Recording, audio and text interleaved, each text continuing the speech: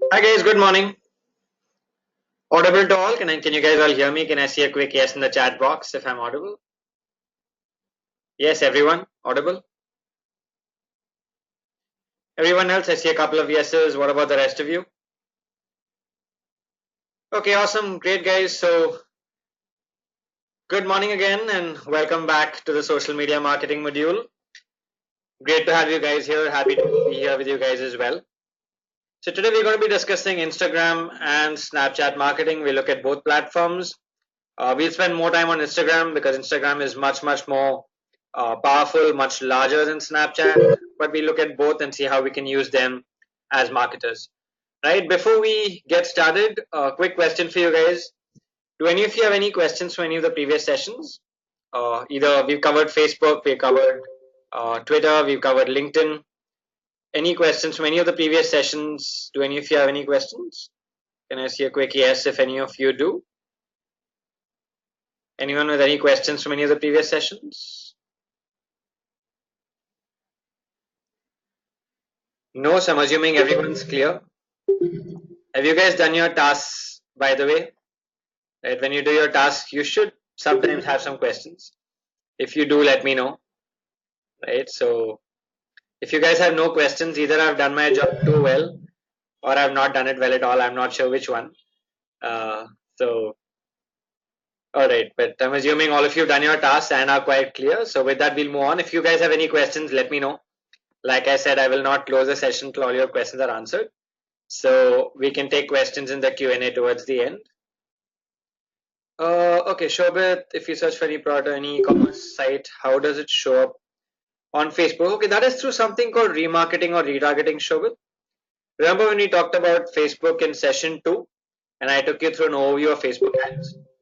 So I told you about the concept of remarketing or retargeting, where somebody visits your site and later you see the same ad on Facebook. So that's a concept which you call remarketing or retargeting, just putting it down for you. And that is how this shows up. So this will be covered in more detail in your Facebook ads module. It is done through custom audiences. If you all remember, we talked about custom audiences. So it's done through that. How are both in sync? Both are in sync through something called the Facebook pixel. So Facebook gives you a code, which is called a pixel. So you take this pixel code and put it in your site, and that's when Facebook knows who is visiting your site and who is not. Right? So this entire thing about Facebook pixel, remarketing will all be covered in your standalone Facebook ads module. Right? Got it, Shobit? Awesome. So don't worry, it will be covered in that module in detail about how do you go about the pixel, how do you set up the pixel, right? And how do you actually remarket using Facebook. Vishay says you want to promote only website, like someone clicks and redirects to your website. Oh, you can do that as well. This is also Facebook ads, right? So if you remember, Vishesh, when we talked about Facebook ads in that Facebook ad session, so I took you through, hang on, let me just, so I took you through the Facebook ad objective, right? We went through Facebook ad objectives and I told you that you can create a campaign from here. So I showed you this in session 2. And I said you can create campaigns from here. So let it just load. Give me a minute.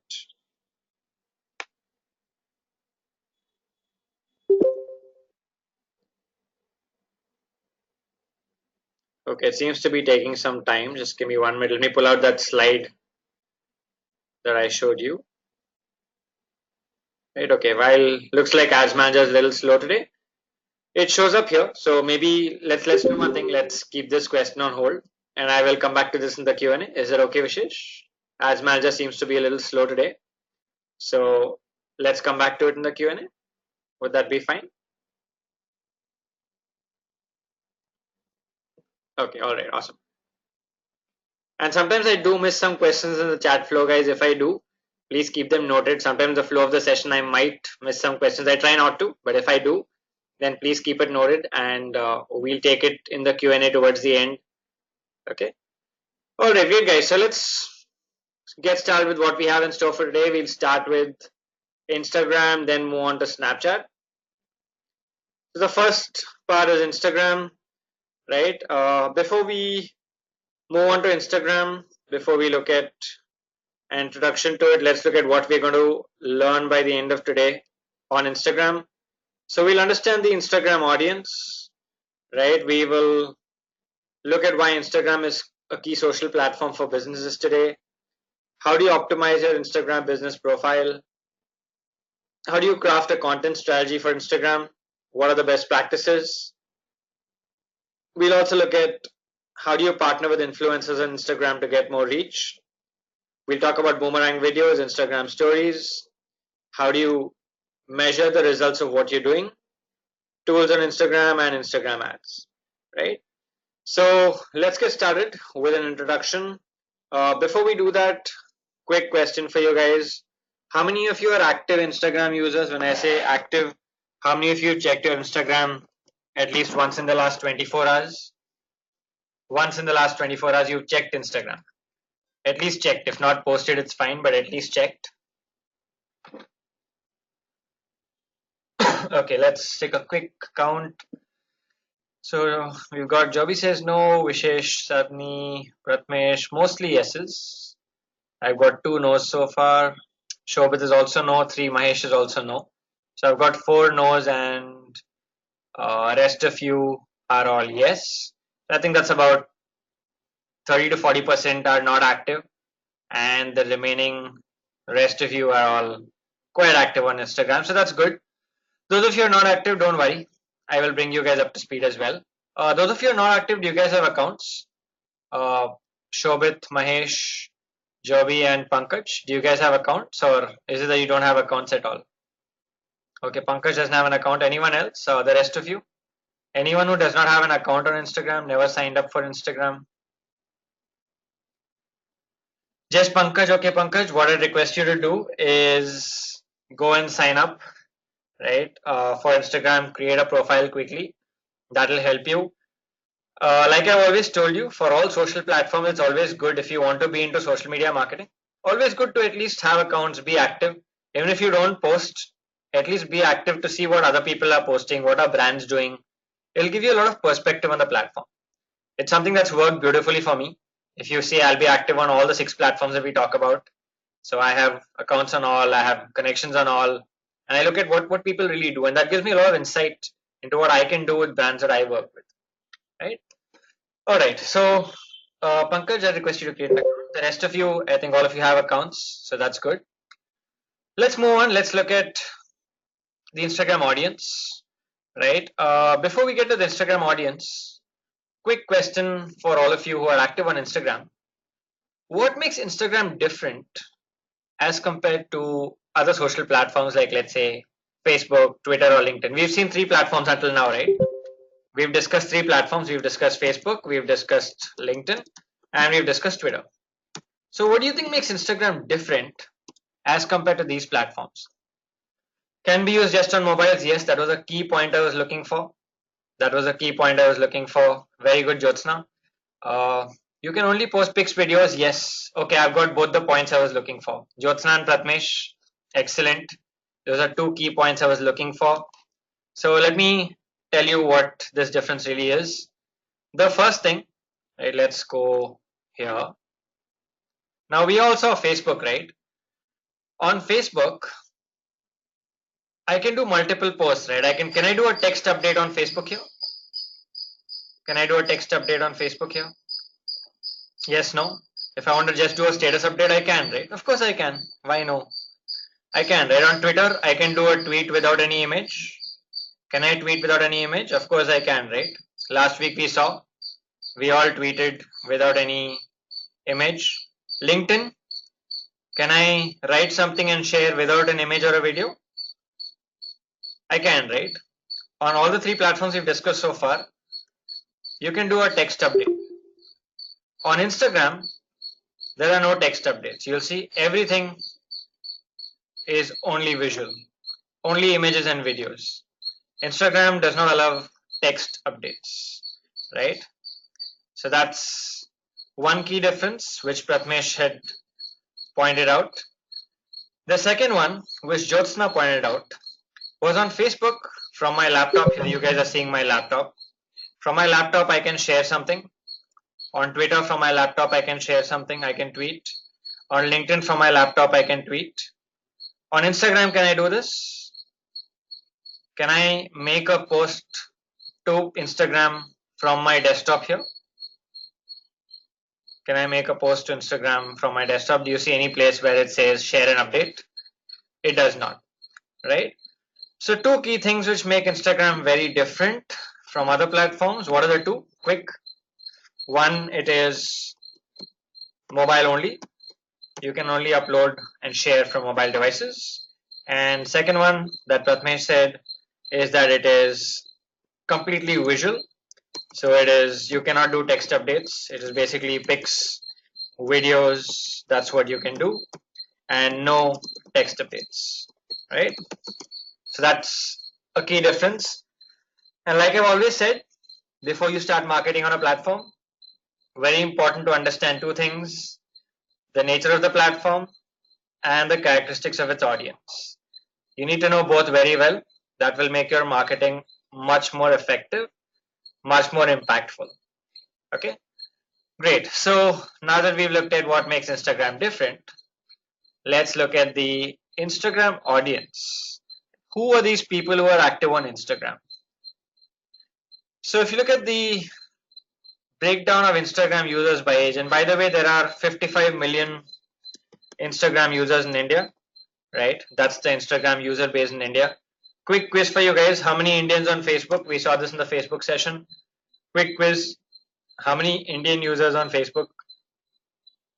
Instagram is 55 million. How many Indians on Facebook? Come on guys, quick quiz from week 1. Anyone? 30 million? No, it can't be less than Instagram, right? Obviously Facebook is much bigger than Instagram, no? If Instagram is 55, Facebook cannot be 30. It has to be much more. Come on guys, we saw this in session 1 and session 2 as well. Around 200, yes, it is about 250 million. It is about 250 million, right? So Indian users on Instagram are about 250 million, and sorry, on Facebook are about 250 million, and Instagram is about 55 million. Right, just repeating these numbers here so that you guys have this clear on the size of these platforms. Facebook, these are India numbers by the way.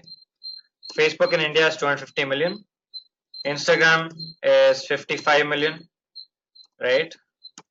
And how much is Twitter? Anyone? How many Twitter users in India? Anyone quick? Worldwide is 330, correct. What is the India number? It's about 22 million or so, roughly. Twitter has not released India numbers in a while, but that's the approximate number, right? So that's the number. LinkedIn does not give active users. LinkedIn gives registered users, and the registered user number is about 42 million, right?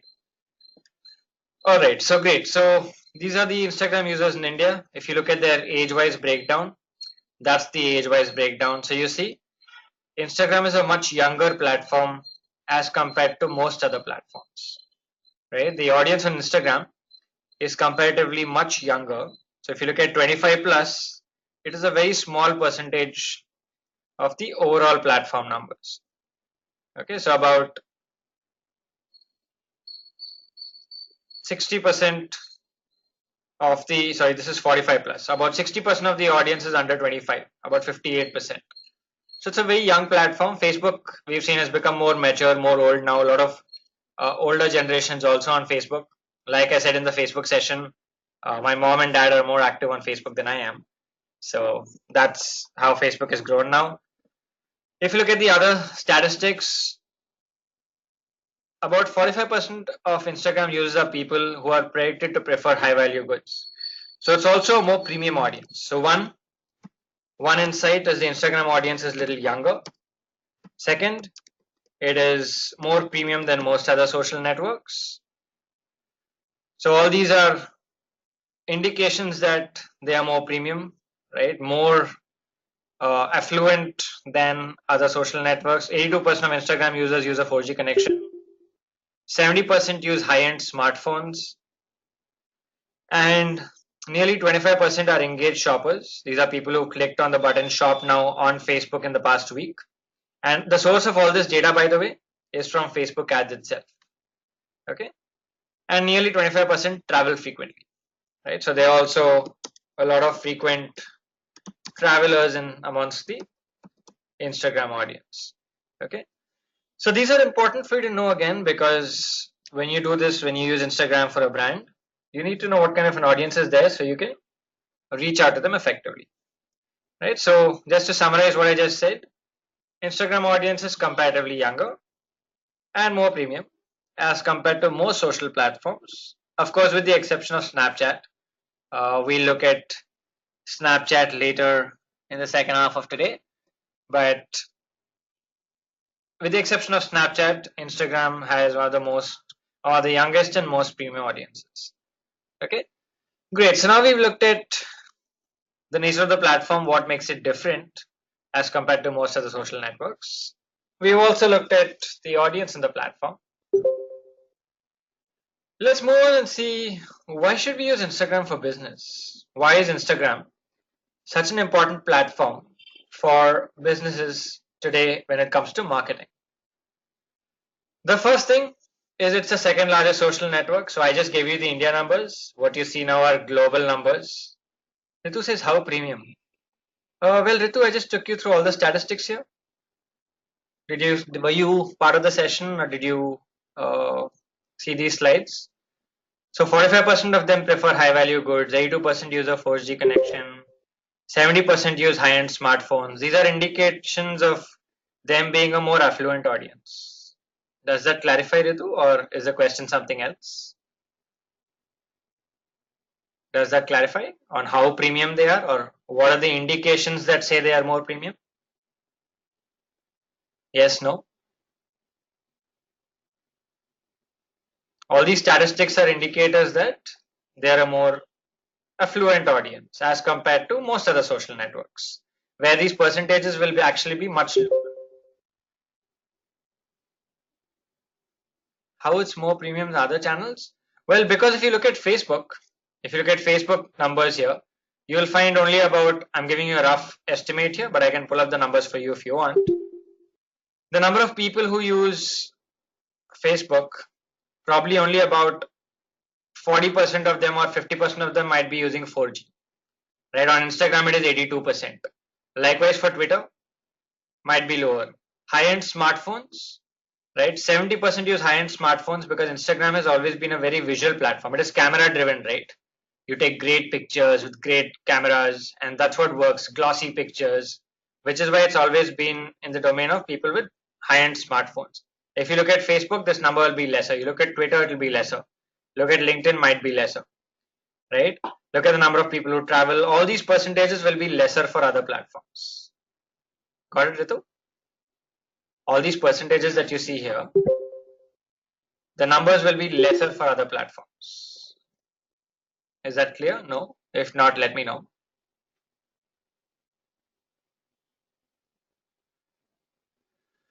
Due to age group, spending power is less? Not really. It's 13 to 45, right? And is spending power a function of age group? Quick question for everyone. Is spending power a function of age group? You come from a rich family, you can afford to buy a 15-year-old having an iPhone 10. You think that 15-year-old does not have spending power? You think that 15-year-old does not influence purchase decisions? You think that 15-year-old will not go and tell his dad that he should buy something? You think a 21-year-old will not go and tell his dad that they should buy this new apartment because it looks awesome and he saw it on Instagram? Is age group a direct indicator of spending power? Not really, right? Is it? Yes, no? You can tell me if you disagree. There's always two sides to everything. So, Ritu, does that clarify? Everyone else? You can be young, but you can still have spending power, right? You can be 21 but come from an affluent family, no? You can be 16 and come from an affluent family, right? Agree? So, Does that clarify, Ritu? All right, great, awesome. Ritu, does that clarify? Yes, it does. Okay, awesome, great. Okay, coming to Instagram for business. So it's the second largest social network in terms of numbers. After Facebook is Instagram. Everything else is very small. So Instagram is more than 2 times the size of Twitter, which is the third largest platform. It has become so big with so many users, so many active users that businesses cannot afford to neglect it. Right? So many people there. As marketers, you need to be where your audience is. Right? If your audience is active on a platform, you also need to be active and engage them. So that's why it's an important platform for businesses. Also on Instagram, there have been a number of surveys that show that on Instagram, audiences connect with brands better. Like those of you who are active on Instagram, so all of you said you're active on Instagram, you would probably see a lot of interesting glossy products on Instagram, or even let's say brand posts on Instagram that you might not have a problem engaging with. So if you look at this, a lot of surveys, they say that on Instagram, people don't mind engaging with brands as much as they do on Facebook. Facebook, they prefer not engaging so much with brands. They prefer keeping it to friends and family. On Instagram, they don't mind. It's not that they don't want to engage with friends and family, but they don't mind engaging with brands as well. Right? And people also use Instagram for product research, right? So people look at what are the products. So when you want to buy something, you go on Instagram and check. Hey, do any of you do this? Do any of you go to Instagram and check for products before you buy something? Anyone does it? So my sister's a very active Instagram user. She always, whenever she wants to buy some clothes, buy something, she always go look for ideas on Instagram, see what's there, and then she even sometimes buys off from Instagram. Right? So people do use it for product research as well. Okay. All right. So we've looked at the nature of the platform, the audience, and we've also seen why it is an important platform for businesses. Let's now move on to see how we can use it for marketing. Right? How do you leverage Instagram as a platform when it comes to building a brand, driving business? Right? So the first thing is choosing what you want to achieve from Instagram. So it could be building a community. You would, with anything, any platform that you start marketing on, you would always look at what your objective is. What are your goals? What do you want to achieve from Instagram? So use it to build a community. You can use it to drive brand awareness. You can use it for engaging your audience. You can use it to promote your products or services to specific customers. And you can also use it to increase loyalty amongst your customers.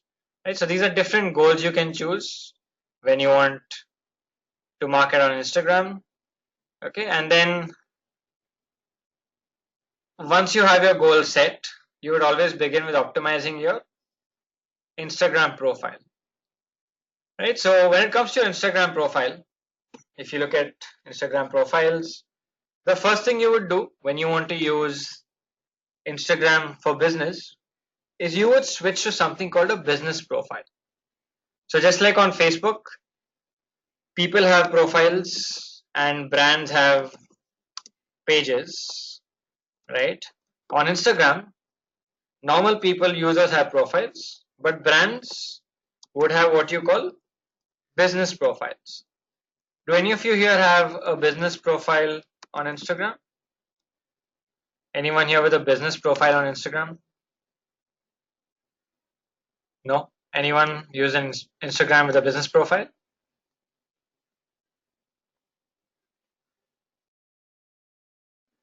All right, nobody? Okay, so for promotion, so Aditya, you use it for, do you use a business profile? Do you?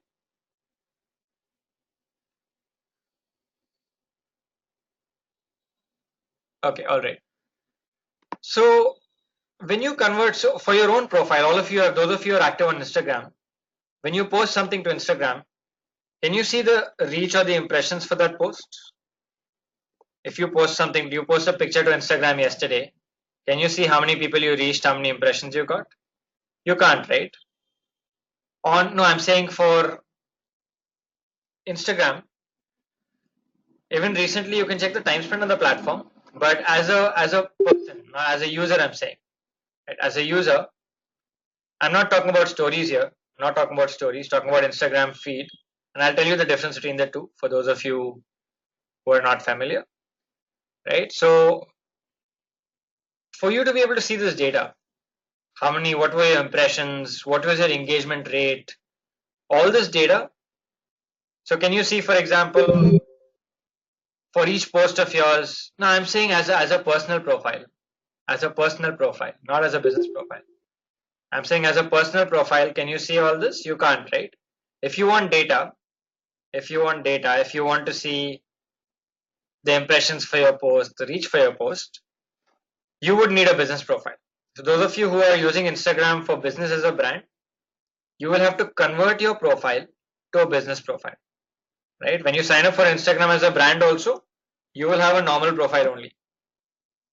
You will have to convert it or switch over to a business profile. So how do you do that? So on Instagram, on the top right corner, you will have three dots like this when you log in. When you click on those three dots and scroll down, there will be a switch to business profile option. Once you click on the switch to business profile, your account will get converted to business, and then you will have access to Instagram analytics and Instagram insights. Without a business profile, you will not have access to analytics, and you will not be able to optimize because you don't know which posts are working, which posts got more engagement, which posts got more impressions, right? So this is important. So those of you who plan to use Instagram for your brands, for your business, ensure that you always convert your profile to a business profile, right? All right. And how do you switch between business and personal profiles? So you can do this in two different ways. One is when you click here on Instagram, right, you will see it, or when you hold on this image, there are two methods. You will see a profile. Let me show this to you live. Hang on, so you guys will understand it better. Do any of you have multiple profiles logged in on Instagram on your phones? Do any of you have multiple profiles logged into Instagram on your phones? Anyone with multiple profiles logged in?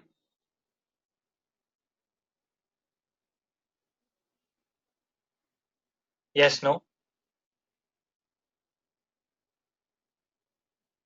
Okay, hang on. Let me show you how this works live.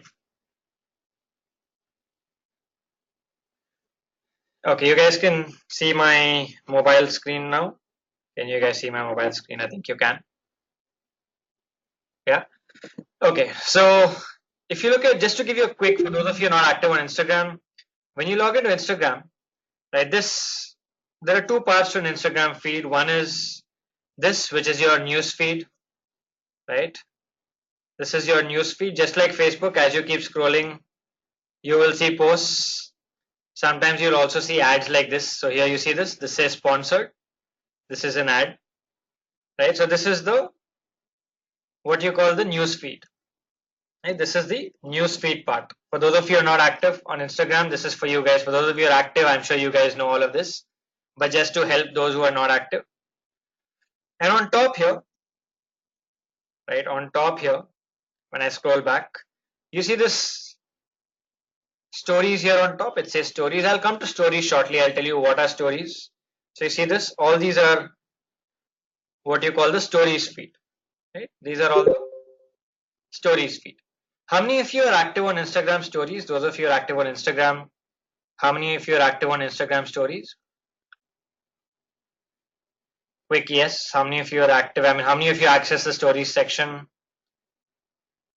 Okay, almost all of you are. Those of you are active on Instagram, everyone uses stories. Okay, is there anyone here who's not familiar with what are stories? How many of you are not familiar with what's a story? When you say stories, what do you mean? How many of you are not familiar? Can I see a quick no? Not familiar with, when you say stories, what are stories? What do they mean? What happens with stories? It's okay to say no, it's fine. We're all here to learn. So if you don't know, it's perfectly all right. So it's fine. It's okay to not know something. So if you don't know, you can say you don't. All right. So I see a couple of no's there, right? So don't worry, I'll come back and give you what this is and how brands are currently using it. So if I want to toggle accounts here, right? If I want to toggle accounts, okay. So there are two ways I can do it. Like I told you, one is I can go here and I can choose two accounts. You see two accounts here? You see two accounts here? This is a dummy account. I've removed all my brand accounts because I can't show you brand accounts since my clients will not like it. So I've just kept a dummy account and my account. So I can toggle between both accounts from here. Likewise, on the bottom right corner, you see this little picture of me on the bottom right corner here, which I'm moving my mouse on. I can just hold it down and it will give me two accounts here. I can select any account. So if I want to switch to this account, I can switch. So you can log into multiple accounts in the same Instagram app and you can constantly switch. So if I want to switch to this one, I will click on it and now it will switch, right? So I'm just going to hold on,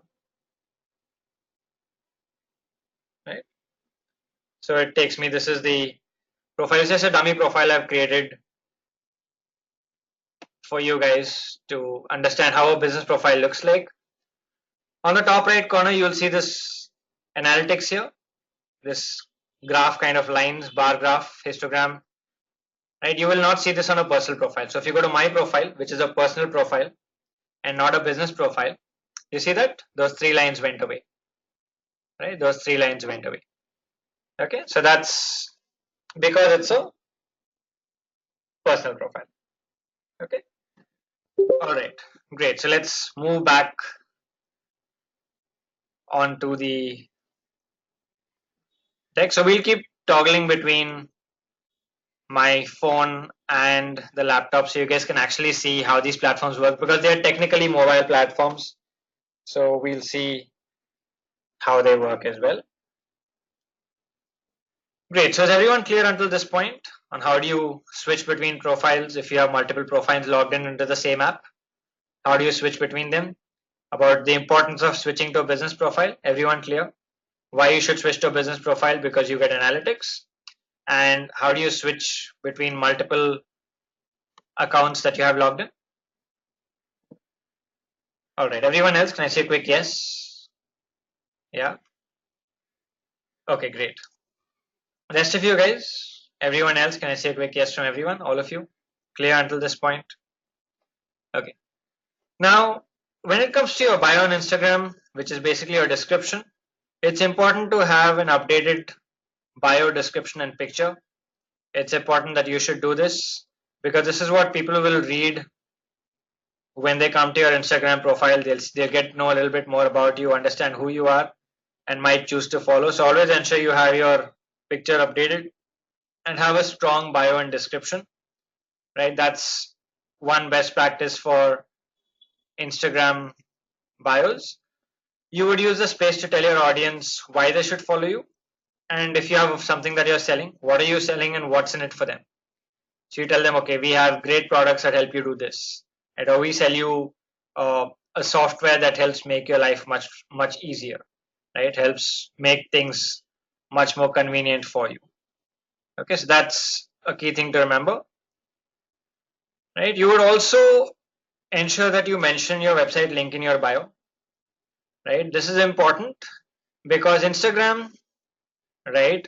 Links don't work in Instagram post caption. This is something you should always remember. For those of you who are new to Instagram, can you click on a link from an Instagram post?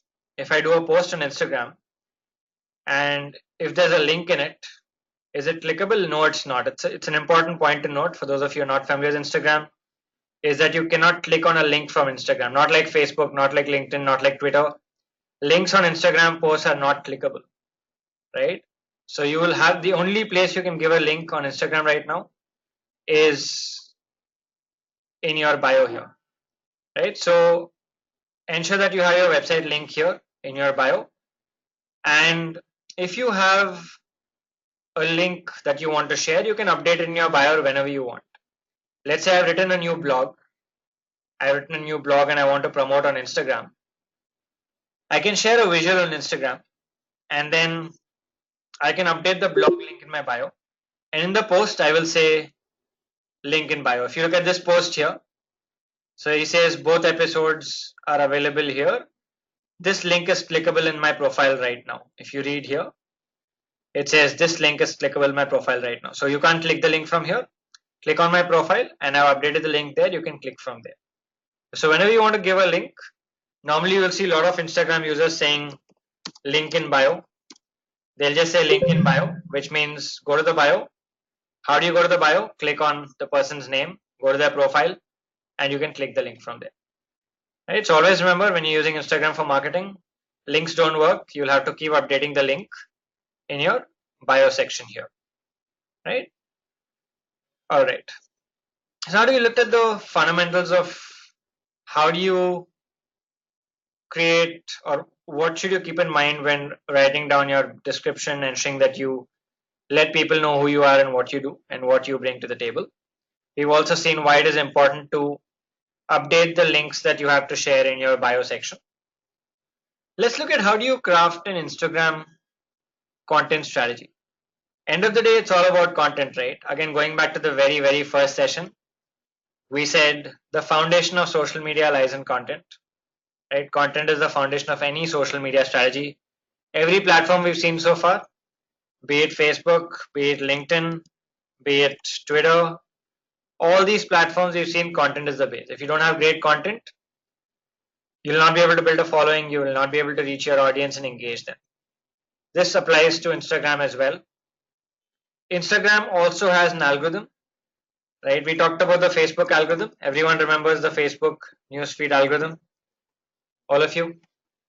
We talked about the newsfeed algorithm on Facebook. Everyone remembers? Yeah? We said it filters what you see in your feed. It only shows you certain specific posts based on multiple factors. Instagram also has an algorithm that filters your feed basis a whole bunch of factors which Facebook does not disclose. And the fundamental is the same. If you create great content, the algorithm will favor you. If you create content that people engage with, that people want to comment on, people want to, let's say, share with someone else on Instagram, then that's something that will get you more reach and more brand awareness. So content strategy is important. How do you go about crafting an Instagram content strategy? So what can you post to Instagram? What are the different content themes that you can post on? There's so much that you can do depending on the industry you are in, what kind of a brand or business you are. But then you can do a bunch of things. It could be educational content, right? It could be, again, inspirational, motivational content that you create. It could be anything that's behind the scenes, something that people don't know is happening, or it's not something that you showcase in front, right? Product demos, showcase. You could also do culture focused content, right, which showcases the human side of your company. Depends, if you're in B2B, you would focus more on stuff like this. For B2B companies, those of you in the B2B space, you do a lot of this. It could be humorous, could be fun, could be lighthearted, right? Could be something called user generated content, which I will come to in a short while.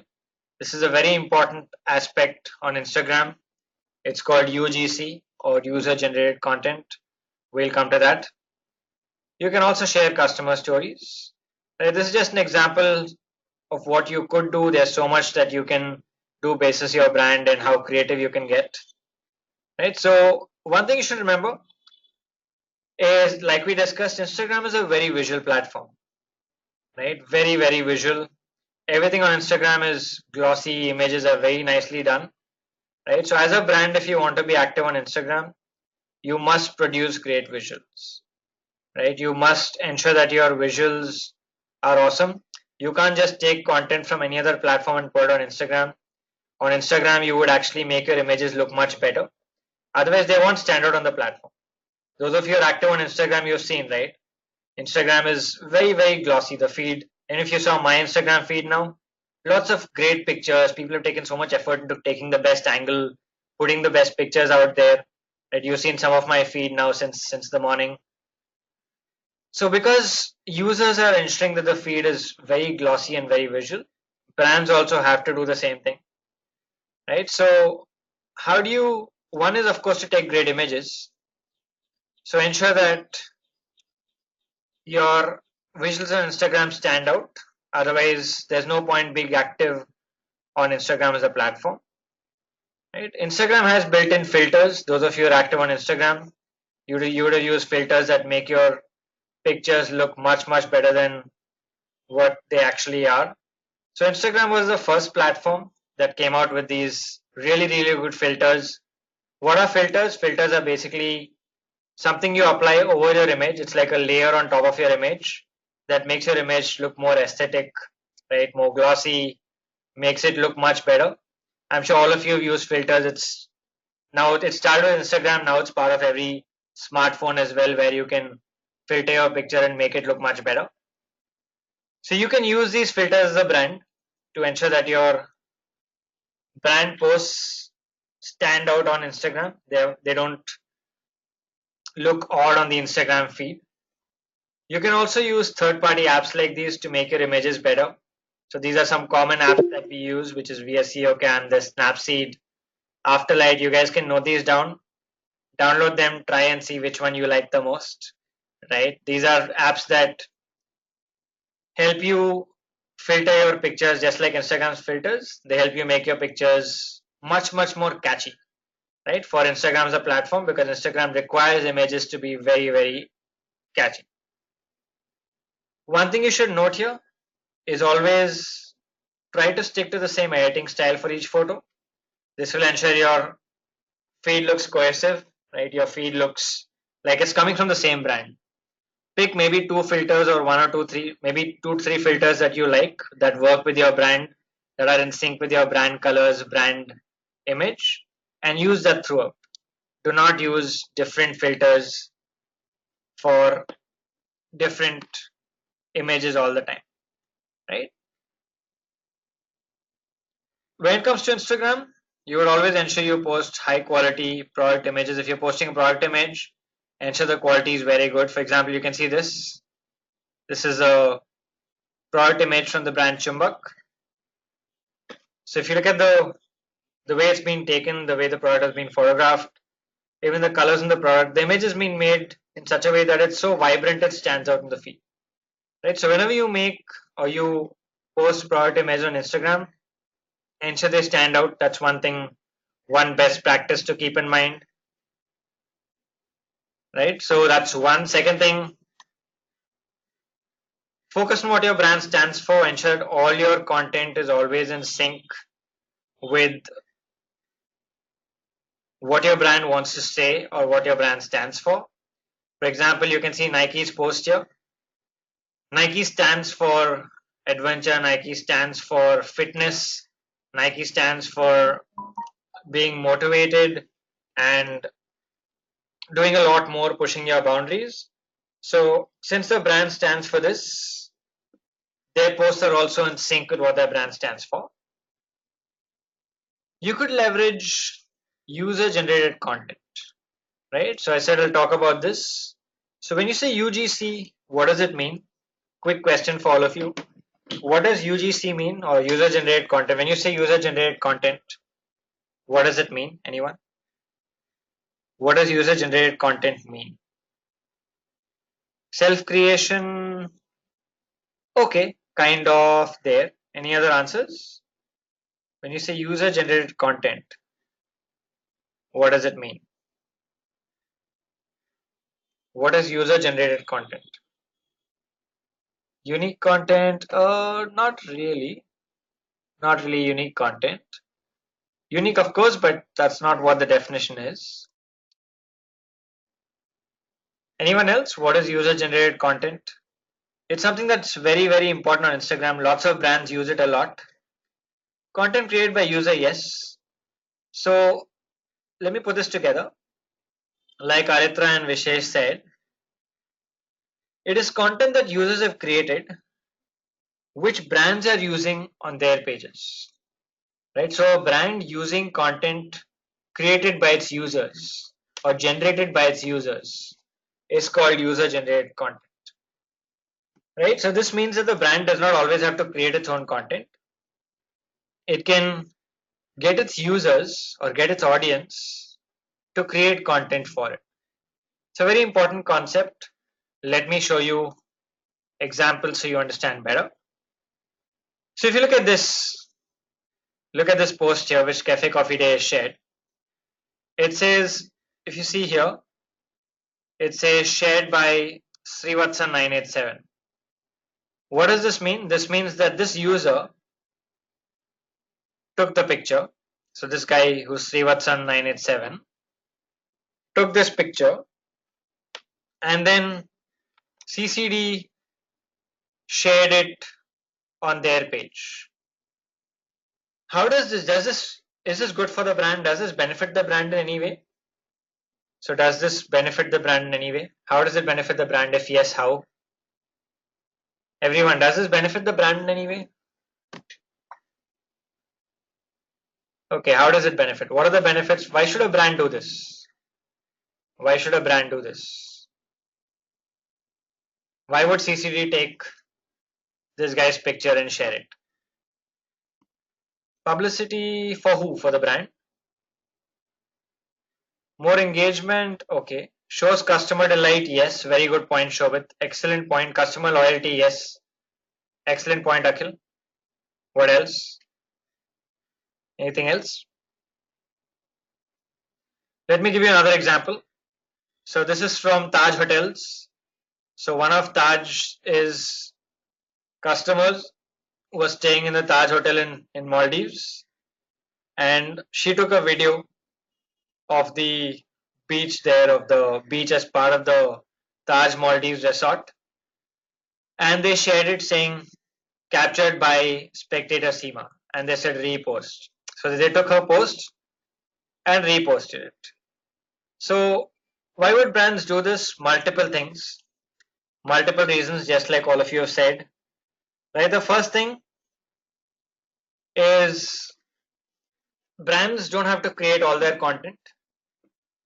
A lot of people take great pictures, you agree? When it comes to pictures of food and pictures of, let's say, travel, for example, in this case, do you agree that some users take a lot of great pictures?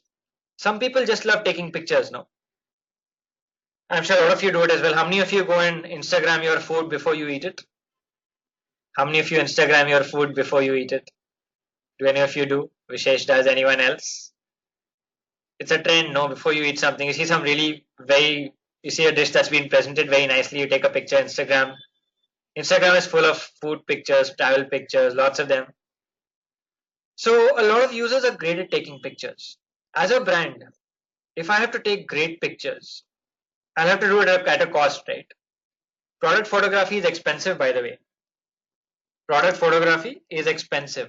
Trust me, if any of you have done a product photo shoot for e-commerce, it can cost you a lot of money. Anyone here in e-commerce? Or anyone here who's done a product photo shoot for their brand or business? Anyone who's done a product photo shoot? No, no one? None of you have? Right? So getting a professional photographer to come and take great pictures for you can cost you a lot of money. Here you have so many users taking great pictures of your products, your services. Why would you not use them, no, as a brand? Someone's taken great pictures of your products. Why would you not use them? Why would you not showcase those great pictures to everyone else? That's one. So that the second thing is, like most of you said, it also causes engagement because you're tagging a user here, right? So it causes engagement. It also showcases customer delight, like Shobit said. It showcases customer loyalty, right? And it also encourages more users to do it, like Sanchit says. Now, we saw the brand, there's so much for it in the brand, right? The brand has quite a lot to gain from leveraging content created by users or user generated content. What's in it for users? Why would users do this? Why would a user, why would spectator Seema here, or why would Srivatsan here agree to have their content shared by Cafe Coffee Day? What's in it for the user? What does the user gain out of it? All of you. Pretty simple answer there. So we saw how the brand gains. What are the benefits for the brand? Of course, for the user it is promotion, right? If I click a picture and my picture gets shared by the CCD handle which has maybe 50,000 or 1 lakh followers on Instagram, CCDs, so many followers will see me, right? They'll see, oh, this person takes a lot of good pictures, or this person has shared it. They might even can't view my profile. Likewise, let's say that I love taking travel pictures and Taj shares my travel video, for example. I get a lot of publicity and promotion, no? So it's a win-win situation. User generated content is a win-win situation. It's a win for brands, it's a win for users as well, which is why a lot of brands use it a lot on Instagram. And I'll show you a couple of more examples as well on how brands are using user generated content. Quick question for you guys before we move on. How would Taj Hotels have known that this user posted this video? How would Taj Hotels have known that this user posted this video? How did they find it? Or how did CCD find this picture? How did CCD find this picture? And how did Taj find this video? Hashtags, yes, exactly. So the user would have mentioned the hashtag and they would have searched for their brand hashtag and found it. Exactly, that's what it is. Which is why on Instagram hashtags are very important. And on Instagram, listening to what people are doing or sharing with your hashtag is very important. So I'll come to this in a short while. I'll show you more examples of UGC and I will also show you examples of hashtags and how do you go about finding the right hashtag and monitoring them, right? All right. So apart from UGC, when it comes to content that you can post as a brand, UGC is very important.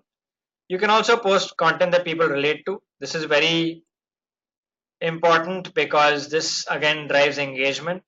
We've already seen we've seen Facebook in the Facebook session how content that people can relate to that drives a connect is very important, right? All of you remember all the Facebook content examples that we saw? Everyone remembers that we saw so many Facebook content examples, right? So that's something that you should keep in mind because that works. Those fundamentals that we learned in the Facebook content session on the very first session when we looked at the approach to content creation for social media. This is important, creating content that users relate to. For example, you can see this one, something that Zomato has done. Most people relate to it because all of us have those New Year resolutions saying, oh, we're going to lose weight, we're going to stay healthy, eat healthy. We say we'll eat salads every day. That's the expectation. But 5 days into the new year, reality kicks in. Something we all relate to, and this is stuff that again people engage with, people connect to. You see a lot of comments on this. A lot of people have commented. All this is something that works with your audience on Instagram. So think of content that your Instagram audience should actually connect to. Right, here's another example, something that I'm sure we all will relate to. I'm sure all of us have been through this at some point in our lives, right? When we're making plans with friends, and the plan is made, there'll be like 20 people. 10 days left, we say, oh, let's plan a trip. 10 will drop out. As the trip gets closer, finally people keep dropping out, and sometimes the plan does not happen at all. How many of you have experienced this or gone through this at some point when you're making plans with friends? How many of you have experienced this? Many times says Ritu, yeah, it always happens, right? With most of us. What about the rest of you? Yeah, we all agree. I've been through this so many times. So when you've actually gone through this and you see it on Instagram when you're browsing through your feed, and it says tag that one friend, right? You can see how many people have actually gone and tagged their friends here. You see this? It says tag that one friend, and people actually go and tag their friends here, who always drop out of your plans. They'll say they'll come, and then last minute be like, oh no, I can't come. I have this, I have that, right? And something or some excuse will come up at the last minute. So you tag all those friends. These are things. This kind of content that works. always think of who your audience is and what kind of content would engage them. Right? In this case, is this content relevant to Ixigo's target audience? Is this content relevant to Ixigo's target audience? Of course it is, right? Ixigo is a travel brand and they're talking about group travel plans. Engaging with the right audience, making them connect, making them relate to it, making them actually comment. And like we've seen, comments are a very important factor in the algorithm, right? Comments are a very important factor in the algorithm. Right? So if you can get people to actually comment, it helps you get more reach, get more impressions, get more visibility, right? Right. So we've seen a whole bunch of best practices. We've seen why you should post content that users relate to, talked about user generated content, right? So let's look at a case study from Coffee Day on what kind of content is Coffee Day posting on Instagram to drive engagement and visibility. Let's take one brand and we'll see what kind of content they're doing. Sanchit says, which tool shall we use to create posts like these? You mean like this one? Like this one? Other than Photoshop, you can do this even on Canva. Sanchit, you can do this even on Canva. Take a simple clean image on Canva, put 4 blue squares, type text, put a background, type text, and then you can find Canva also has icons. Have you seen Canva has icons that you can use? Canva has a lot of additional animation that you can use. You can easily make this on Canva. This will not take too long. Have you tried Canva, Sanchit? Have you tried Canva, Sanchit? This particular image, making something like this is not very difficult. You can make it fairly easily on Canva. Yeah, try it in some of these features. Of course, there might be some small things that, let's say you want a specific icon, you might have to pay. Maybe they charge $1 or here something here and there for buying an icon if you want to use a specific icon. But you have enough free things to use as well. There are enough free icons, free images that you can pick up and use. Right? So making something like this you can make on Canva itself. You don't really need Photoshop. Of course, we know Photoshop, that's an added advantage. But if you don't, or if you don't have a design team, you're starting out, you can use Canva for this. Right, so let's look at Cafe Coffee Day. Let's see what kind of content are they posting. So most of their content, like I said, they do a lot of visually appealing images. If you look at their images, they're always, all their product images are very, very visually appealing, right? You can see some more examples here of how they've done these coffee designs, coffee art you call it, right? They also create content that engages audiences. For example, you see this, they've got a cup of coffee and they've done a maze here and they say which route will lead you to the coffee, route A, B or C, something that we've all done at some point. And you see it says about 150 people have commented here. This gets you a lot of engagement because it's also a break. If you look at why people go to Facebook and Instagram, why do people go there? One of the reasons they go is purely for a break, right? Think of your own behavior. Those of you who are working, when you get a lunch break or tea break, what do? You probably check your social media, no? What do you guys think of all of you here? What do you do in your breaks when you take a break? Those of you are active users on social, you probably go check, okay, let's see what's on Instagram, what's on Facebook. It's more like habitual now. If you're taking a break, you find something like this, you're like, okay, let's quickly do this. We've not done a maze like this in a long time. Let's check it up and see which one works. So all these are very, very creative ways to engage your audience, right? This is another example.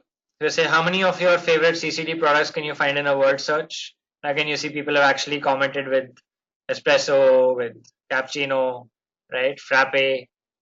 So you have all of these. It's all different ways. Eh? Most brands can do this in different creative ways. You just have to be as creative as you can.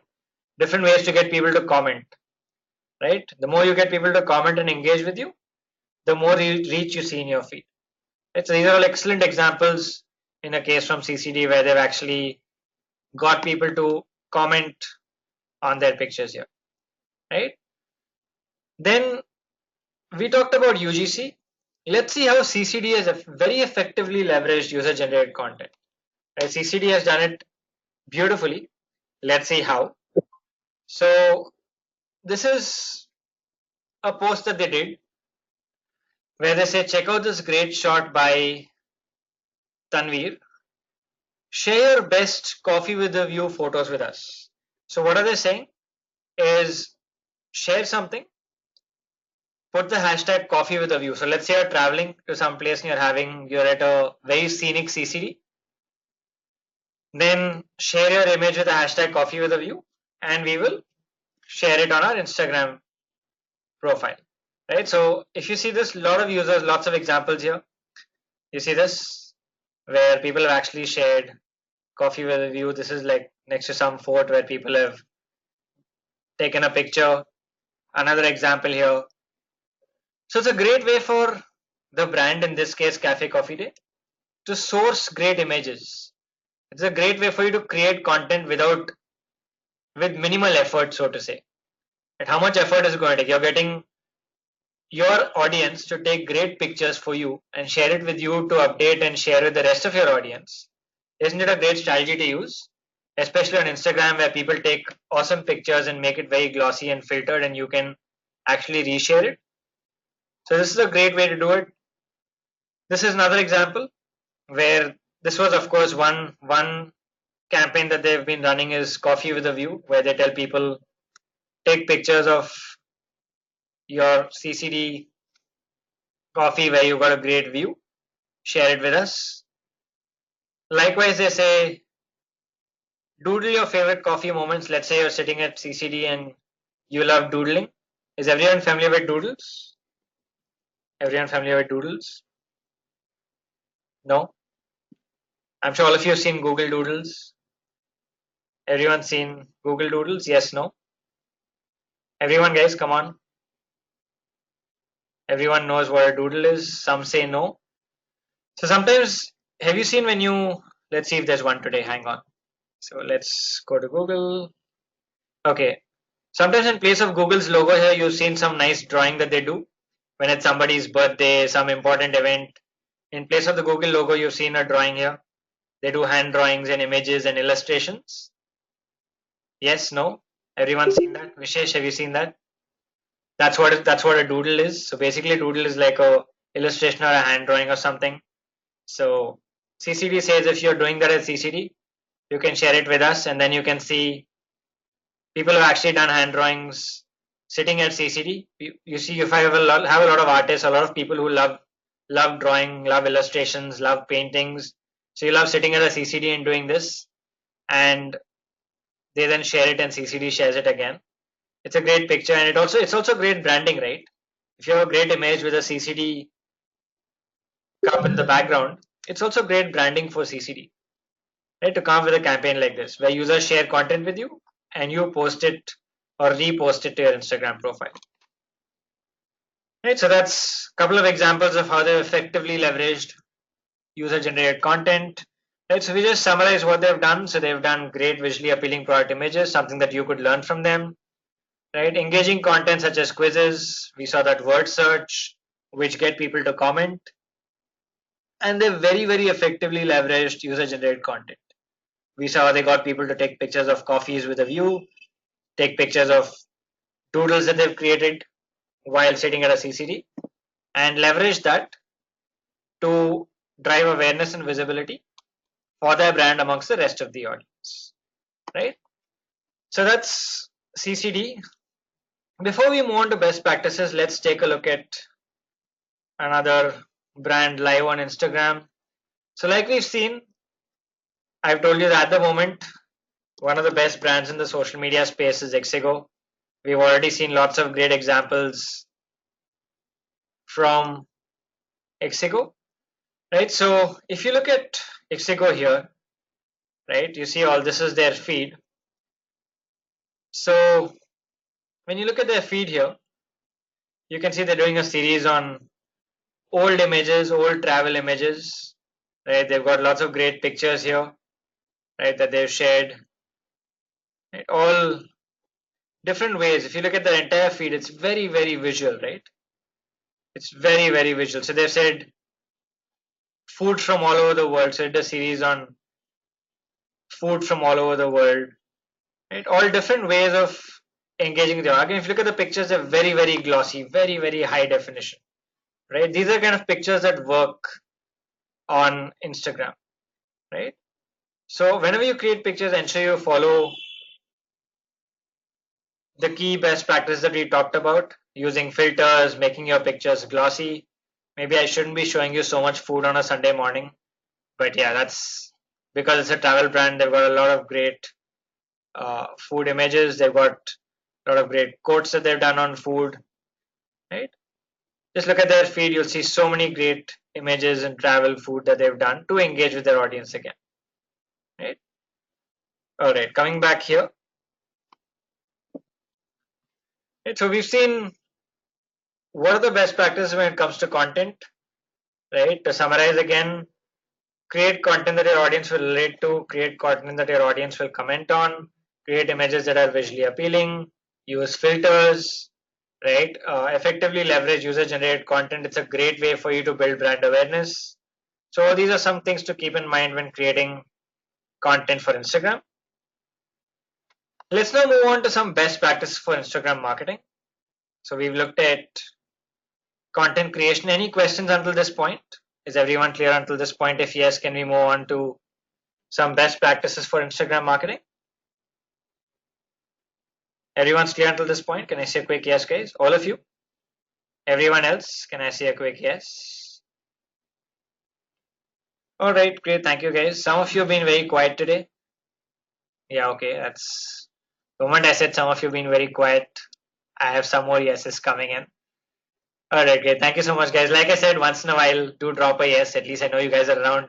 Otherwise, it's sometimes I feel because I can't see you. So if you guys don't interact, then it's like speaking to my laptop, right? Okay, great. Let's move on. So let's look at some best practice for Instagram marketing. So one key thing is using hashtags. Hashtags are very important on Instagram, right? Last week we understood the concept of hashtags. All of you were there last week. We live tweeted on Twitter. So by now everyone knows when you say hashtag, what does it do?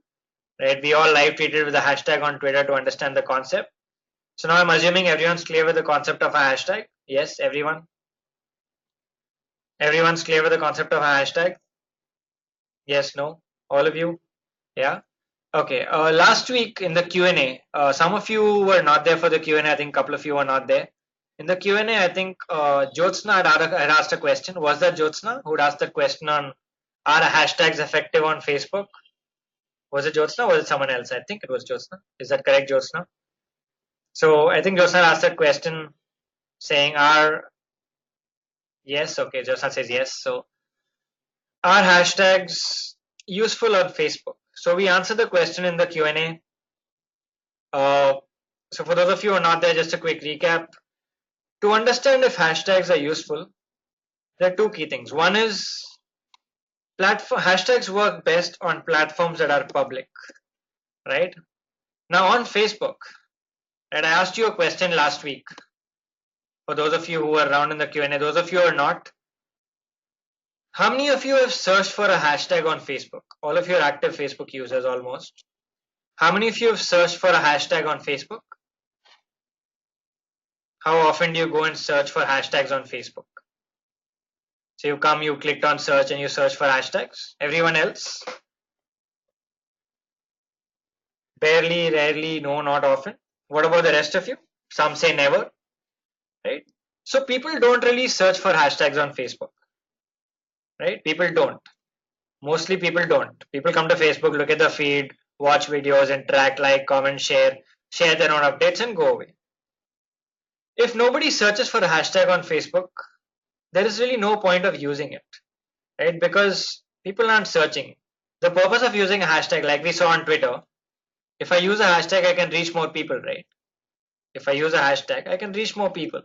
On Facebook, people are not even searching for hashtags. Why would I really go use it? Not going to help me too much. That's one. Second thing, if I post something now, let's say I post something and I use the hashtag, let's say the same hashtag we used last week, right? Let's say digital. Okay. If I post this now, I posted this now, right? I'm just going to make this my default setting. Right? If I post this now and you guys go to my Facebook profile, will you see it? Or if I post it now and you guys search for this hashtag, I'm going to post this now. All of you go to Facebook and search for the hashtag. Will you see my post? Will you see my post? I'm going to post this now. And all of you, if you go to Facebook and search for this hashtag, will you see my post there in the search results? Yes, no? Yes, no? Everyone else, will you see it there? Obviously not, right? Why would you not see it? Why would you not see it? Why would you not see it?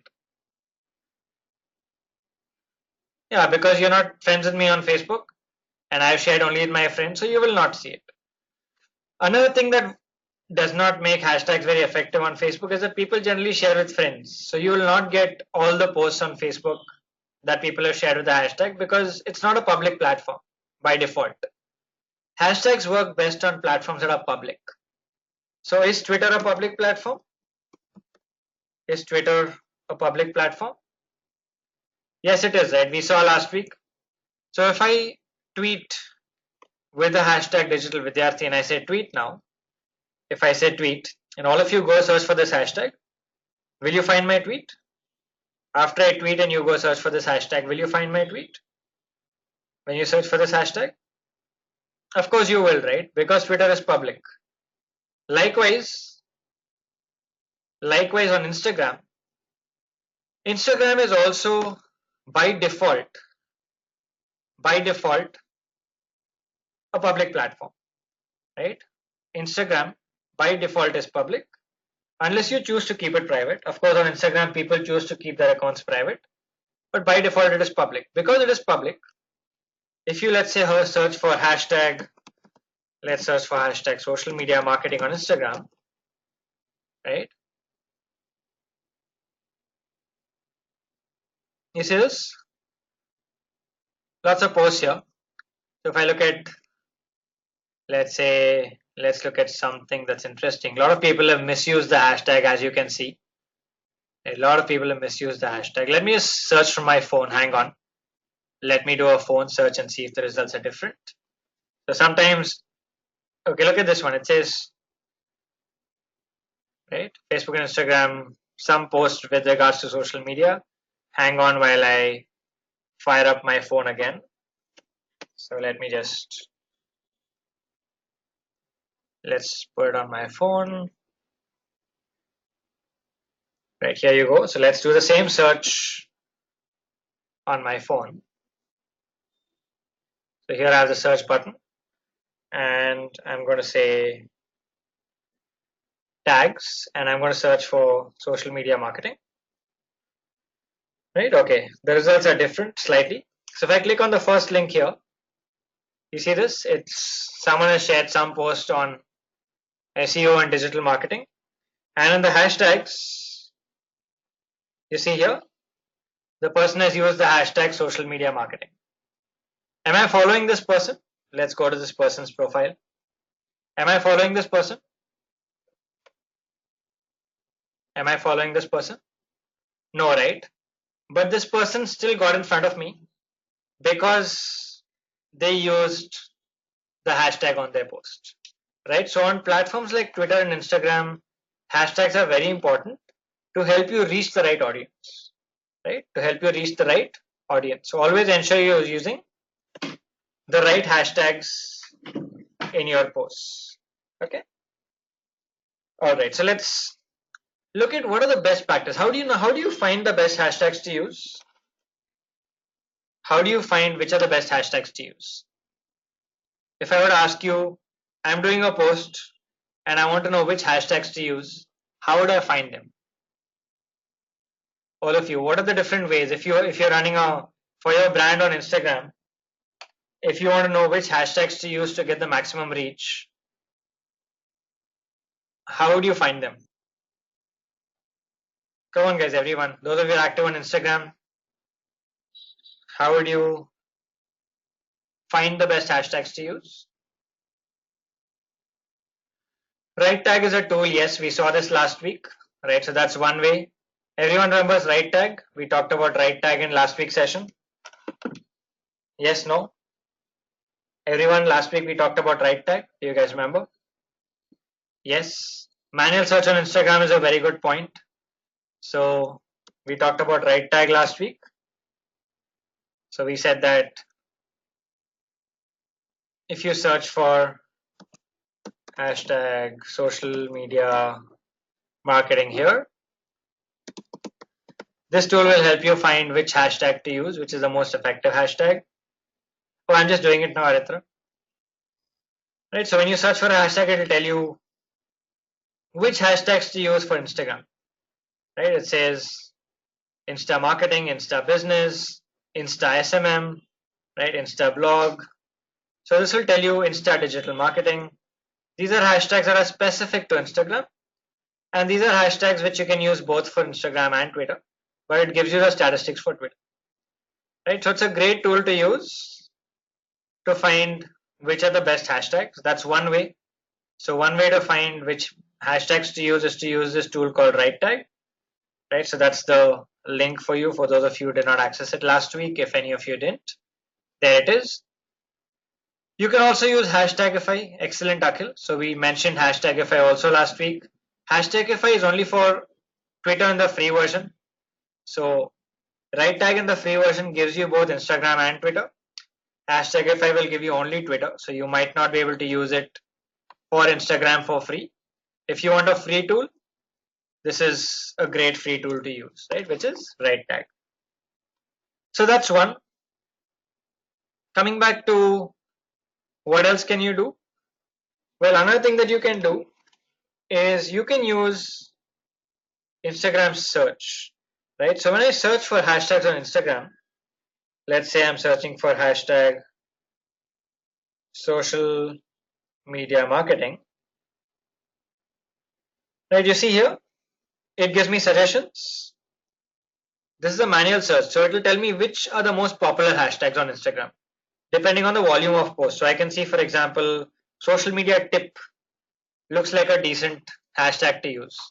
Not a very high volume, not a very low volume, right? Social media expert, social media marketing tips, social media training, social media coach, right? So Instagram gives you so many suggestions. So even if you don't want to use right tag, this is a great way to find great hashtags to use. Right? You would see which are the most relevant and you would pick them up from here. Right? That's the second way. So the first way to find hashtags is to use a tool like right tag. Second way is to do a search on Instagram, just like Satni just said. Is there any other way, guys? Any other way you can find great hashtags to use apart from using the tool and apart from using this manual search? Any other way to find great hashtags to use? Any other way, guys? Yes, perfect, Sadhni. Excellent. That's exactly what I was looking for. Check other profiles in your space, right? Check other profiles in your space. Let's say that you're in the e-commerce space where you sell great products. You might want to, let's say, go to Myntra and see what hashtags is Myntra using, right? So let's see what hashtags they're using. So they've used maybe hashtag youth fashion, right? So hashtag youth fashion. You could look at what hashtags your competitors are using, right? So if you look at this post, right, they've used women fashion, Insta fashion, right? So it says Insta fashion, women's fashion, women wear, women's styles, right? So you could look at, or even this is a very popular hashtag on Instagram, by the way, hashtag OOTD. Quick question: how many of you, anyone of you who's very active on Instagram should know what this is? What does OOTD mean? They use the hashtag OOTD. What is OOTD? Quick, what does that mean? This hashtag here which says OOTD. Nobody? The women here active on Instagram, you guys should know. If you're very active on Instagram, it's a very, very popular Instagram hashtag. Anyone, what is hashtag outfit of the day? Yes, that's what it is, right?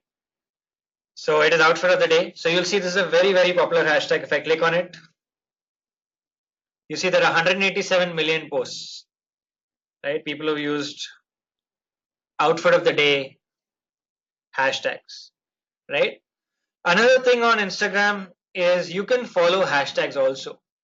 So if I click on the follow button here, I will start seeing posts around this hashtag in my feed, right? That's awesome from a brand perspective, right? If you use a hashtag, it's not only that people have to search for it, people who are following the hashtag can also see it. One is, of course, you search for hashtags because you want to find something. But if you're following a hashtag, let's say I'm following the hashtag, uh, let's say this hashtag, there are 5.1 million posts around this hashtag. I can start seeing some of these posts in my feed. So if I follow the hashtag social media tips, right, I would then start seeing some of these posts in my feed depending on the algorithm. The algorithm will show the top posts with this hashtag in my feed. For example, this video, this post which says why use videos, I would start seeing this in my feed, right? So it says it's a great video that talks about why you should use videos. It gives you, we've already discussed all of this by the way in earlier sessions, but how video helps you. Video is great on social media. Video is a great tool to use. We had a whole session on video best practices, right? All these are telling you why you should use video when it comes to social media marketing, right? So you can also follow hashtags. All this make hashtags a very, very powerful tool on Instagram, right? Now tell me, is there a limit or is there a limit to the number of hashtags you can use? Let's look at Twitter first. We talked about Twitter last week, right? So Twitter does not have a manual limit, but your character limit will limit you. On Instagram, the limit is 30. Sadhni, excellent. Instagram, you cannot use more than 30 hashtags in a post, right? So you cannot say, I'll stuff my post with 100 hashtags and get more people to see my post. It doesn't work that way. You cannot use more than 30 hashtags in your post. So let's look at this post. You see this? Look at the number of hashtags that have been used here. Look at the number of hashtags that have been used. Instagram, you can add as many relevant hashtags as you want with a max of 30. Right? You can't add more than 30. Another thing which I want to tell you is don't misuse hashtags. Do not misuse hashtags saying, well, just because Instagram says you can add 30, I will stuff 30 hashtags into my posts. Why am I saying this? Anyone? Why am I saying don't stuff 30 just because Instagram allows you 30? What are the downsides? What are the disadvantages of adding 30 hashtags just for the heck of it? Is there a disadvantage? Is there a disadvantage?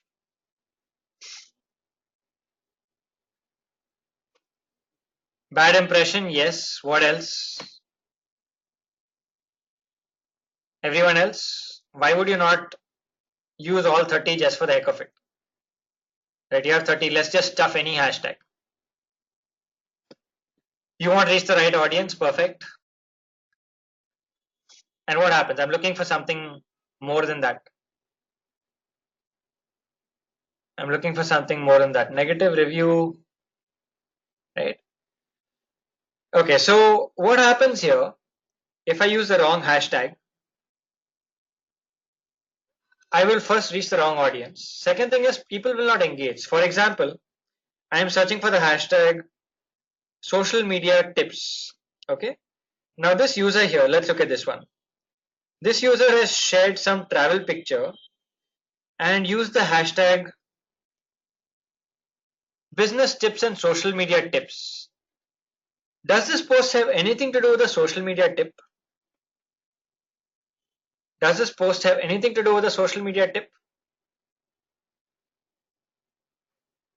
Absolutely nothing, right? I'm still wondering why this person has used social media tips and business tips here. This post has nothing to do with social media and business tips, right? What will happen now? Let's say I'm searching for the hashtag social media tips. I will not engage with this post, right? I'd rather engage with this post because this is relevant. I might like it, so I might like this post, right? But this post, I will not engage. What will happen then? Facebook will start cutting down the reach for your brand or for your page because Facebook will say you're misusing hashtags. You're using a hashtag that's not relevant to you and your reach will drop. Also, I can click here and I can say don't show for this hashtag, right? I think it's irrelevant, right? As a user, I'm like, I want social media tips. What is this post doing here? This is not even relevant to me. I would probably click here and I would say don't show for this hashtag. right? So that is giving feedback, right? That is giving feedback to Instagram saying that's not the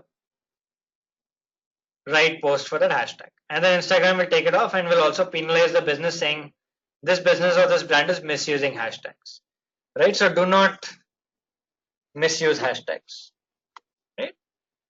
All right, great guys. So let's go back to our deck here, right? So I said use hashtags. We already saw it live about what are the best ways to find hashtags. So hashtags give you a great opportunity to reach people through hashtags they are following or searching for, right? You can reach a more engaged audience by using specific hashtags. So for example, if you want to be very specific, use a hashtag like social media tips. So if I was to pick a hashtag, I would pick social media tips instead of maybe social media marketing, because social media marketing is too generic, right? If I look at social media related hashtags, social media marketing is very generic. Social media tips is less generic, and there's a chance I could reach more relevant people by using a specific hashtag as against a generic one, right? And like I said, Instagram allows up to 30 hashtags between the caption and the first comment. Use as many relevant ones as you can. Like I said, do not stuff irrelevant hashtags into your Instagram post. You will not really reach people. You will not really get the benefit that you're looking for, right? All right, so that's using relevant hashtags. How do you find the right hashtags? Like I said, check out what your competitors are using. We just went to Mintra and saw what they were using, for example. So I just showed you how you can do that. See what influential people in your industry are using, right? So look at the most influential people in your industry. Look at the influencers who are very active in your industry. Go to their profile, see what they are using. Look at related hashtags. So I just showed you, right? So you can see what are the other posts containing a hashtag. So you found a post, you see what are the other hashtags they're using, right? For example, if you go to Mintra and you saw hashtag women's fashion, you saw they're also using hashtag outfit of the day. Right? That way you can say, okay, maybe even I should use hashtag outfit of the day. Right? That's how you'll find more and more related hashtags. And of course, you can use Instagram search function, which we just saw, like this one. So this is Instagram search function, where you can search on Instagram and you can find relevant hashtags to use. Right? Great, guys. So that's hashtags on Instagram. Like I said, very, very important concept, very important to use them and use them right. So any questions on hashtags, guys, before we move to the next slide and then we'll take a break. So we'll do one more slide and then we'll break. Any questions on hashtags on Instagram? Everyone's clear with why hashtags are important, why are they so powerful? People can search for hashtags, follow hashtags, you can reach a lot more people, right? As a brand, why it is important to use the right hashtags, how do you find the right hashtags? Everyone clear with all of this? Yes? Everyone is clear? All of you, rest of you? Okay, all right. Great, guys. So let's move on then. So coming to frequency and timing, well, only post as frequently as you have awesome content to share. Do not overpost to Instagram. If you overpost and the algorithm finds that you are doing too many posts that people are not engaging with, or people are giving negative feedback, then your reach will drop. So try to generate awesome content at least twice a week and then post that. So if you want to be active on Instagram, create great content through all the examples we saw. Create something that people relate to, connect with, they will find engaging.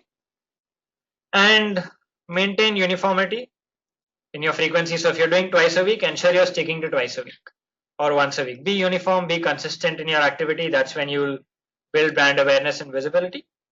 And then you might want to try different times to see which time is giving you the best engagement. Maybe for you, posting in the morning works better, or posting in the evening works better, posting at night works better. try different times and see which time is giving you the best overall engagement, right? Great, guys. So let's take a quick break now before we move on and continue with Instagram. So after the break, we'll continue with Instagram. I'll show you boomerang, Instagram stories, right? Lots of key things, Instagram ads, and how do you continue using Instagram to drive results, visibility for your brand. And after that, we'll move on to Snapchat, spend some time on Snapchat before we close for the day, right? Great, guys. So can we take a short break and come back? We'll take a 15-minute break. So it is 11:30 now, and can we be back at 11:45, please, if everyone's okay? Yeah. Can we come back? We'll come back and continue at 11:45. Right, guys. Can we take a quick break? Awesome, great, guys. So get some tea, coffee, get a break, and we'll come back and continue in 15 minutes. Thank you.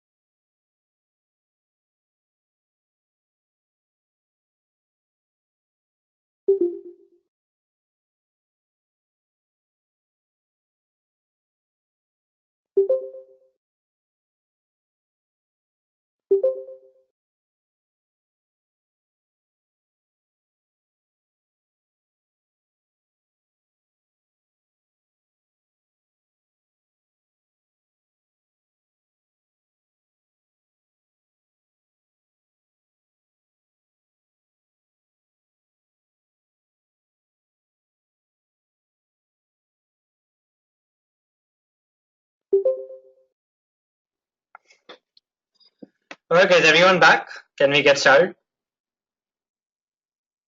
All of you back from the break? Can I say a quick yes if everyone's back? Everyone else back? Alright, awesome guys. So let's get back. So we looked at some best practices for Instagram from the perspective of using the right hashtags and being consistent with your frequency, testing different times. Let's look at how we can build a following on Instagram. How to get people to follow us.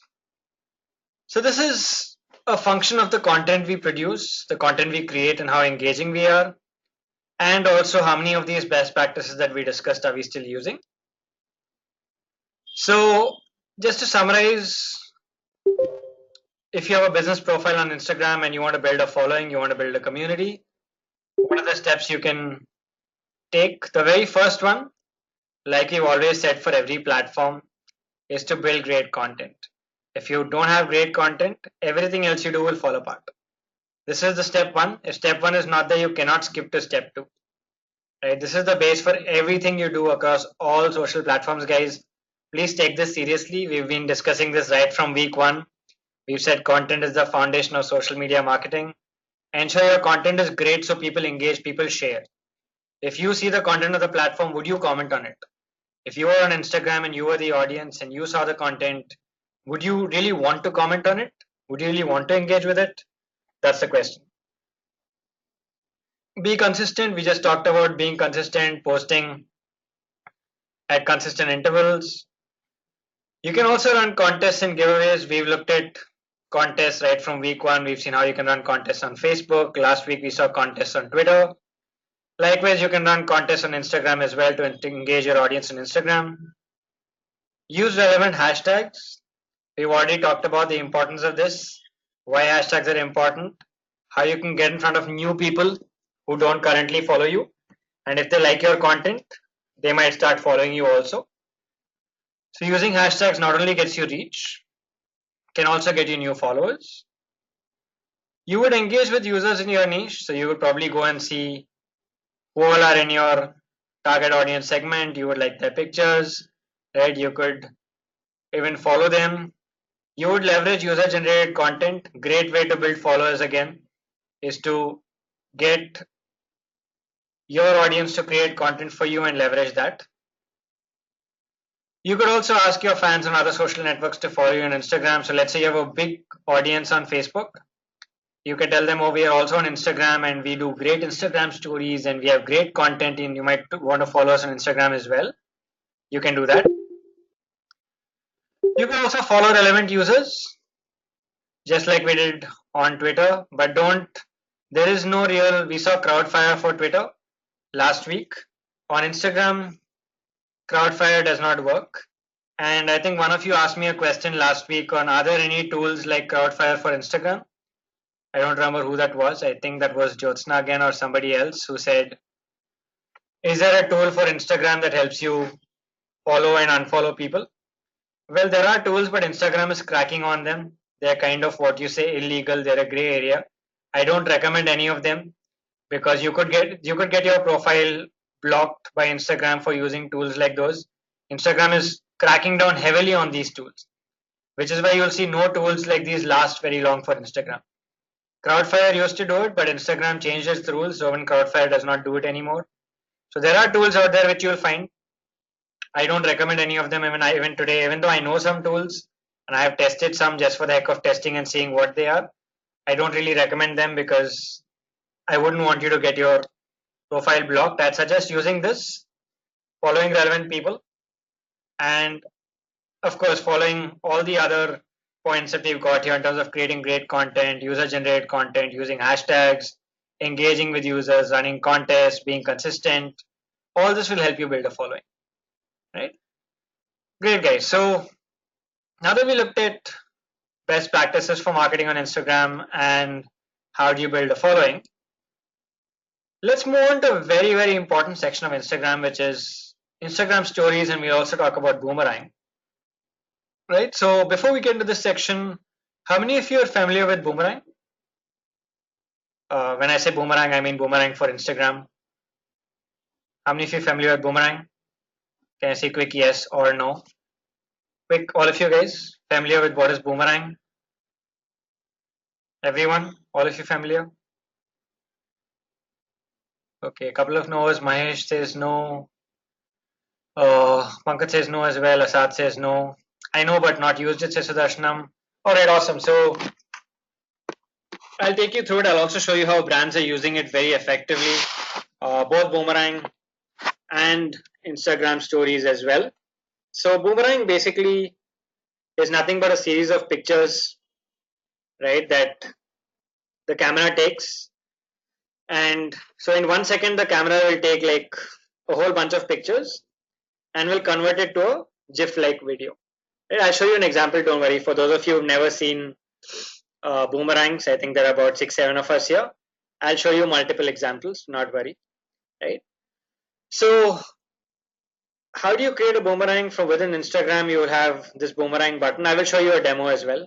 Don't worry, I'll show you a demo now. So in Instagram, you have a button like this, and you can create a boomerang from within Instagram itself. You don't really need a separate boomerang app. So boomerang used to be an app that would help you create pictures like these. So let me also hang on, play a video and show you what this looks like. So I'm just going to play a quick video on boomerangs for you, for those of you who never seen it. Here you go.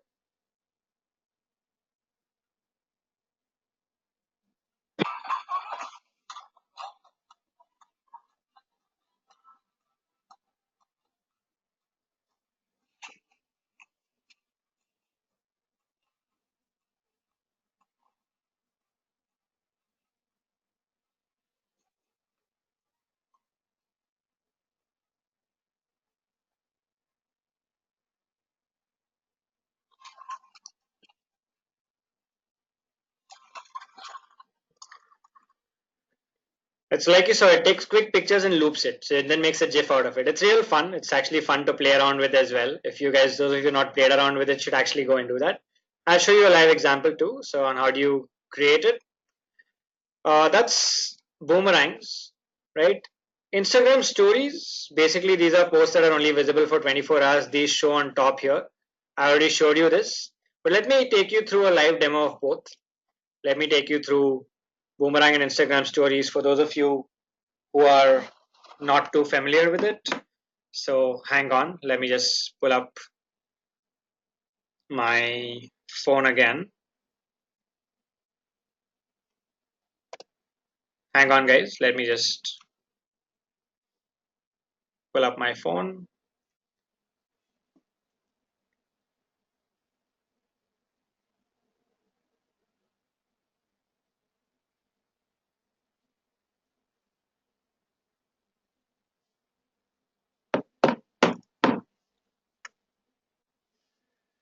Alright, great guys. So here you go again. So you guys can see my phone on the screen. I'm just going to pull up Instagram again. Right, so on Instagram here, like I told you, this is your feed, and on top here you have stories feed. And like we just saw on the deck, stories are content that lasts only 24 hours. For those of you not familiar with stories, anything you create as a story is something that will only last 24 hours. Right? So the difference between stories and feed is what people post on their stories. If I want to find it tomorrow, I can't find it tomorrow, right? Because it's generally temporary content, right? So if I go to any of, let's say, these stories here, let me pull up one. So if I go to ZTV stories, right, all of these, so I will not be able to find this on ZTV's page. That's something that's temporary and only lasts 24 hours. That's a key thing about stories, which is what has made them so popular. Stories, in fact, out of Instagram's 800 million users, Instagram has 800 million users globally. Out of these, about 300 million are active on stories. Right? Stories are catching up so fast, and stories have become a very, very important tool for marketers today because so many people are using these stories. In fact, stories, this feed here on top is catching up more than this feed that you see at the bottom here. Right? All right, great. So how do you create these stories? For those of you who have not done it, on the top left corner, you can click on this plus button, right? So I have different options here on the bottom. If you can see, it says type. It then says live. I can go live. It says normal. So now you can actually see me and hear me speak. Then it says boomerang, right? So I'm going to say boomerang. I can turn my camera around, right? So I'm just going to show you how boomerang works. Let me take a quick boomerang. So I'm going to take this book here and I'm going to take a boomerang of this book. So I'm going to open and close. I'm going to hold down this boomerang button. This is a great book, by the way. So I'm going to hold down this boomerang button and open and close this book at the same time. So watch what I do, right? So I'm going to hold down boomerang, open and close, right? You see this, how it started looping? I just took it quickly. It's not a perfect boomerang, but now this is looped. This is what a boomerang is. Basically, you can take a picture and it will keep looping like this. So it's an infinite loop of 1 second, which the app has built with multiple pictures taken together. I'll show you examples of how brands have used boomerang, but this is how you create one. Now on this boomerang, I can say if I want to send, I can add it to my story, or if I click on plus story, this will go into my stories feed. All people who are following me will find it in their feed, in their stories feed on top. I can also send to a specific person. So I can say send to, and I can choose either to put it to my story, or I can send to a specific person who I want on Instagram, right? Then I can also add a lot of layers to this. So if I click on this thing here, I can add a location. So I can add a location. I can check in somewhere. I can add the temperature. I can add the time. I can add a hashtag. So I can say hashtag hit refresh, right? That's the name of the book. So if I want to add this hashtag, or just say hashtag great book, right? So I'll say great book. So I can add this hashtag. I can move it around. So I can customize it. I can turn it around, move it, let's say to the top left here. I can add a lot more interactive things here. Stories are very, very interactive. I can add something called a poll. So I can ask all my followers, let's say I can ask, have you read this book? Right? And I can now move this around as well. So I can put this here, make it big, make it small, put it anywhere. So then this is a poll. So as and when people answer, you can see what percentage of my followers have read this book and what percentage have not. So it immediately, when you click on yes, so let's say you're viewing this story and you click on yes, it will immediately show you a percentage saying 70% of people have said yes along with you, right? I can also add something like this. I can ask a question. So I can say, do you think this is a great book? Right? So do you think this, or do you love this book? Right? And what people can do is they can slide and say how much they love the book. So this is a slider. People can actually slide and show how much they love the book. So lots of interactive stuff can be done on stories. You can add so many of these overlays, right? You can add smileys, you can add text here, right? So I can start typing on it and I can say done, right? This is one thing which you can do with stories. You can also do a lot of other things with stories. So you can also add lenses. So on pictures that you are taking. So I'm just going to go back. By the way, is everyone clear with boomerang? What is a boomerang? What does it look like? How does it work? Is everyone clear? Yeah. I'm just going to go back, discard this, right?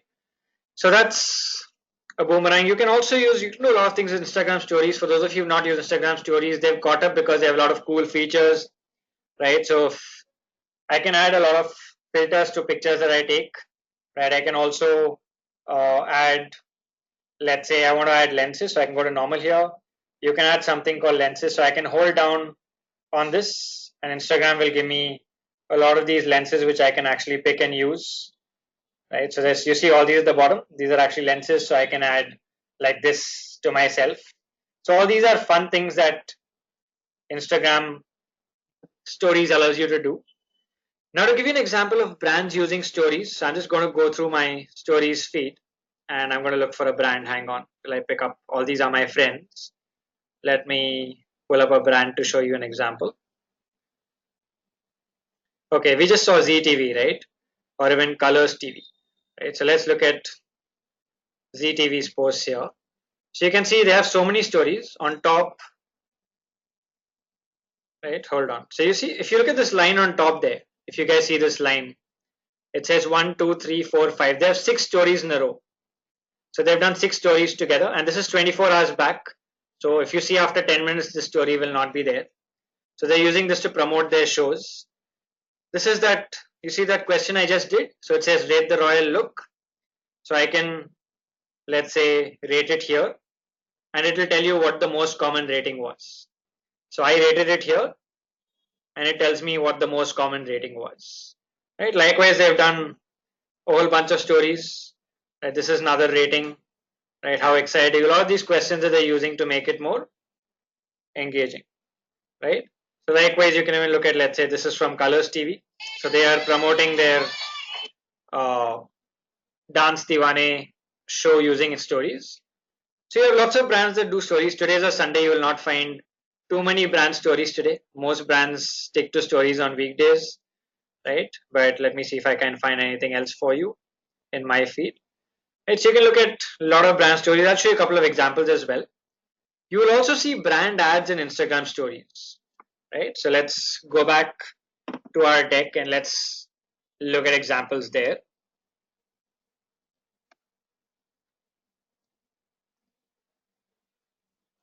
Right. So for those of you who've never, how many of you have never created an Instagram story or a boomerang? Can I see?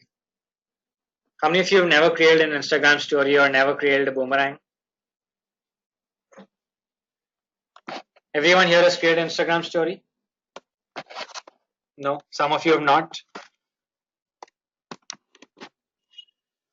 Okay, those of you who have not, still not yet. Those of you who have not, what I request you to do is to go around and play with it today. There are so many features in Instagram stories, right? So many different ways you can shoot boomerangs, you can create different types of videos, you can create videos that play in reverse, videos that play in slow motion, right? Lots of things that you can do. So what I want you guys to go back and do after today's session is to create one boomerang and create and post one Instagram story. Explore all the features there, right? You will learn a lot about it. Also follow some brands that are creating these stories, see what kind of stories they're creating, how they are engaging their audience with stories.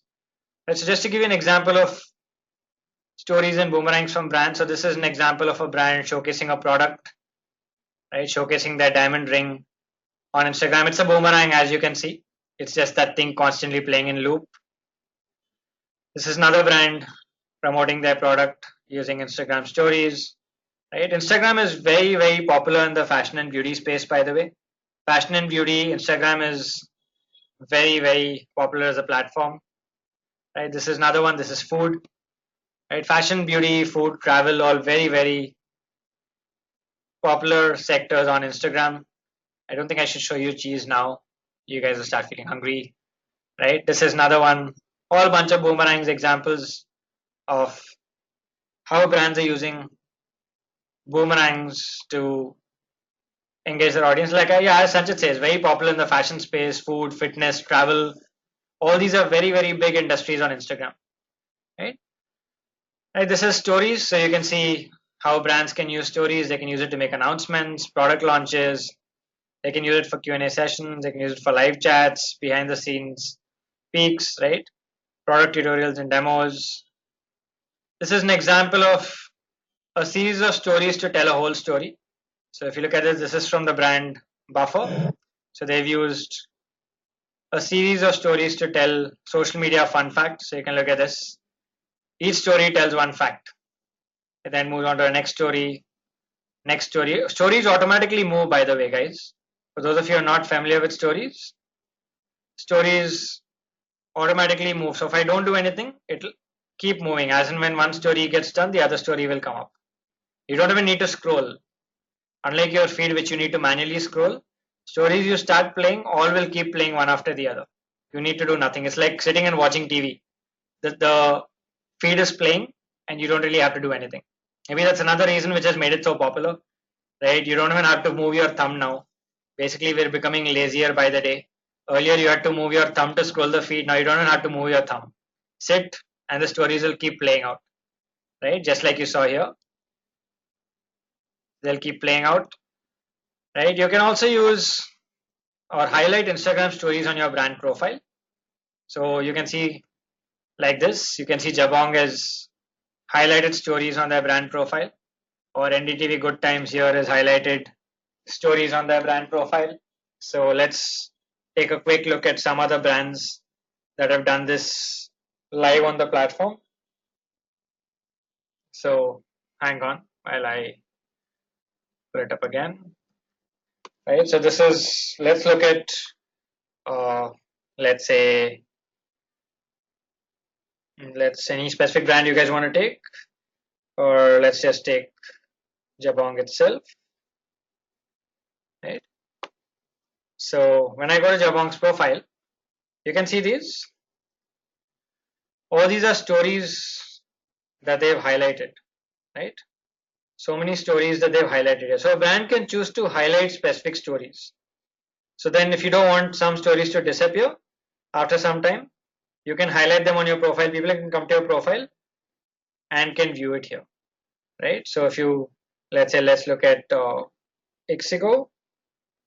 So here again, they've highlighted travel quiz, Feb fever, right? Northern Lights, Republic Day, polls. Okay, let's look at their polls. They've highlighted some polls here.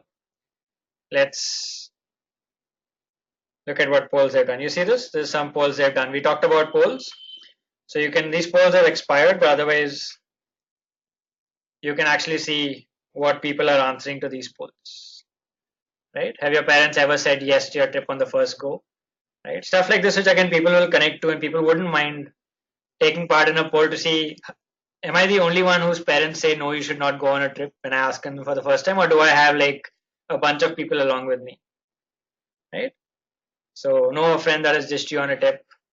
And all these are polls, very, very different ways to interactive and different ways to engage with your audience, right? You have, there's a travel quiz here, right?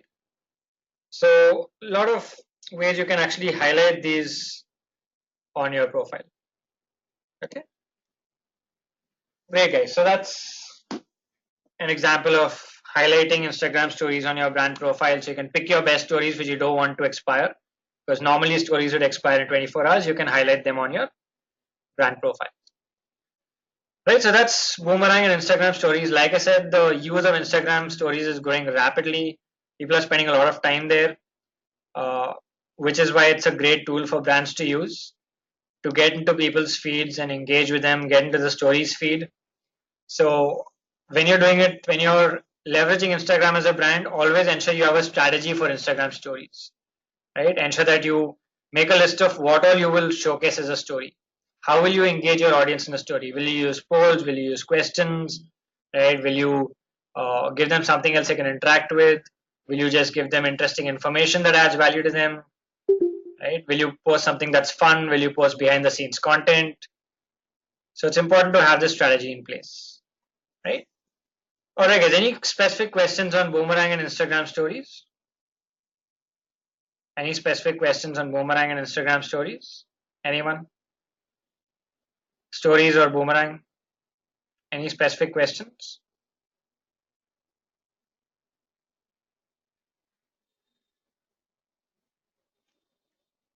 Everyone's clear, guys? Can I say a quick yes if everyone's clear?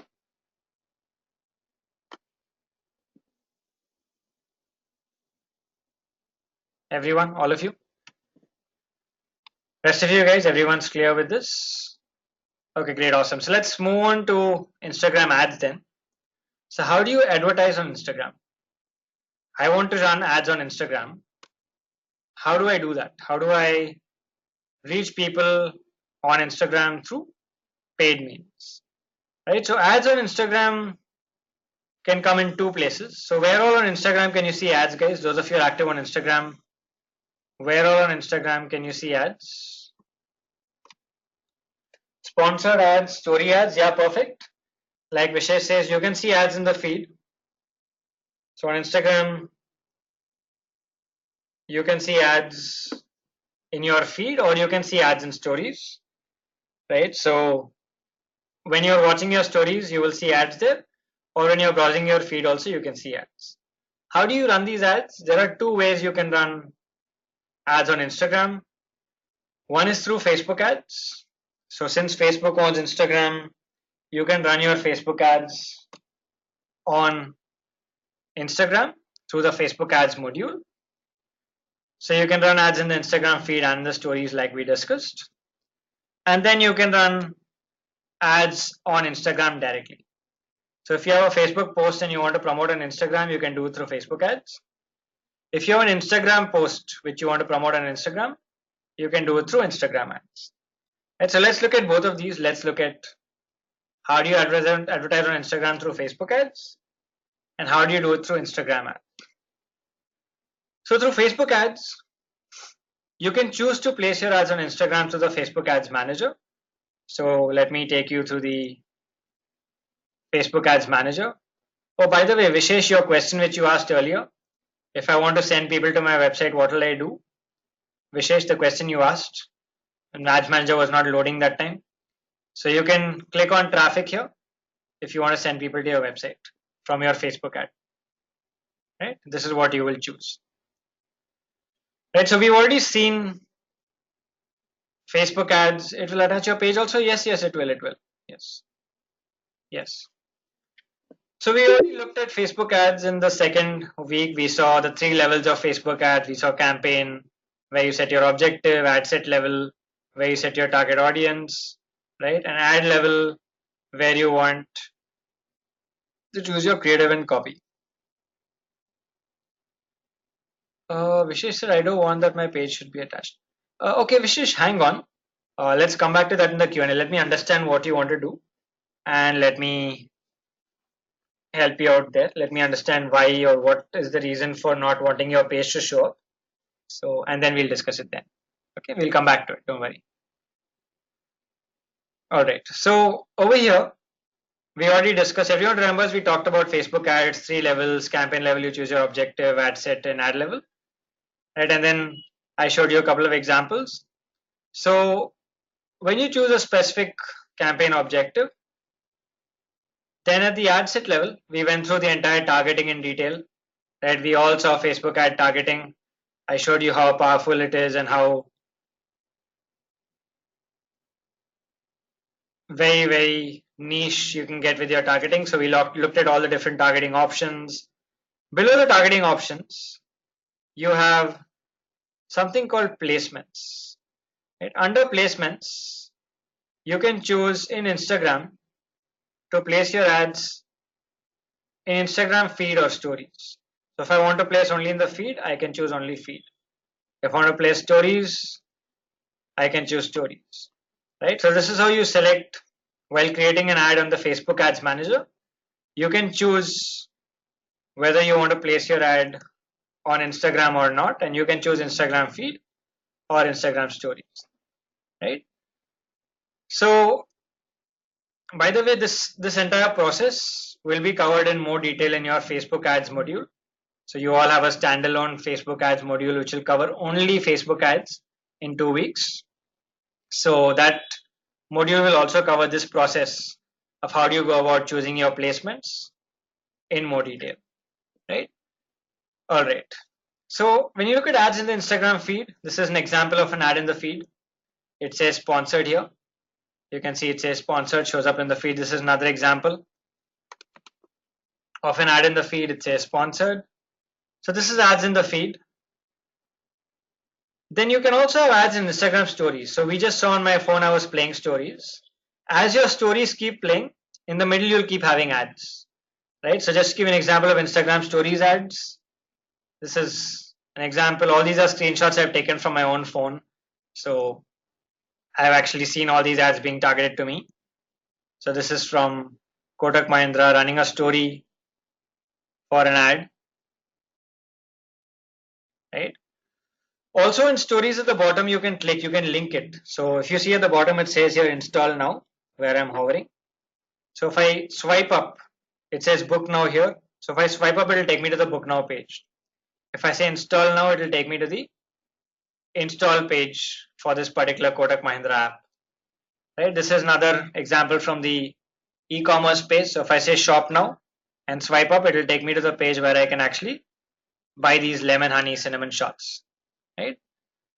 Instagram stories ads are very powerful because like I told you, there are millions of people using stories, 300 million users active on Instagram stories, and that number is growing very rapidly. So when you're watching stories, you would see these ads in the middle. These ads are very impactful because they are full screen, right? These ads take the whole screen because your stories are also taking the whole screen, which is why they're very impactful. They're very immersive, right? They have a chance of driving higher brand visibility, a great chance of also engaging with your audience. So these are very powerful ads. So for your business on Instagram, you would also see how you can leverage Instagram stories ads for different things. You could promote products like these. You could even offer discounts. So this is an example of Jet Airways offering a discount. This is an example of specs makers giving an offer on free lenses with every frame. This is a e-commerce jewelry company that is giving a flat 25% on a specific range of jewelry, right? This is also, you can also use videos in Instagram stories. I'm going to show you a couple of video examples. So this, in the first case, Urban Clap has used stories to promote a blog, right? So I'm going to play the first video for you. So it's a Urban Club that has used Instagram stories to promote interesting, informative content. Right. So let's watch this.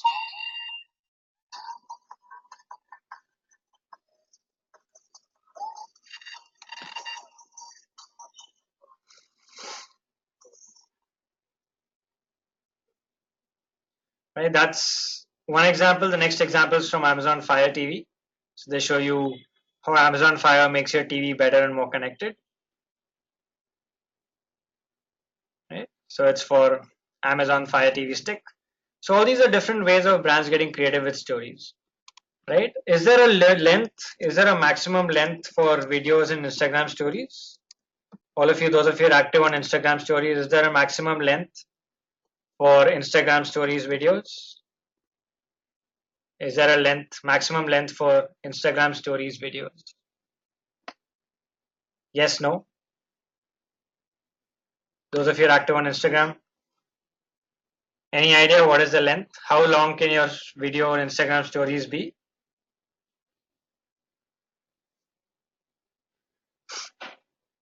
How long can your video be? No, it is 15 seconds is the limit. 15 seconds.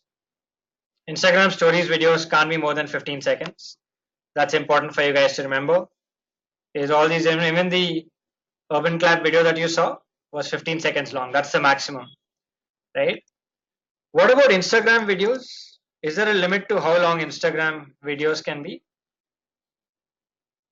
Is there a limit to how long videos on Instagram generally can be?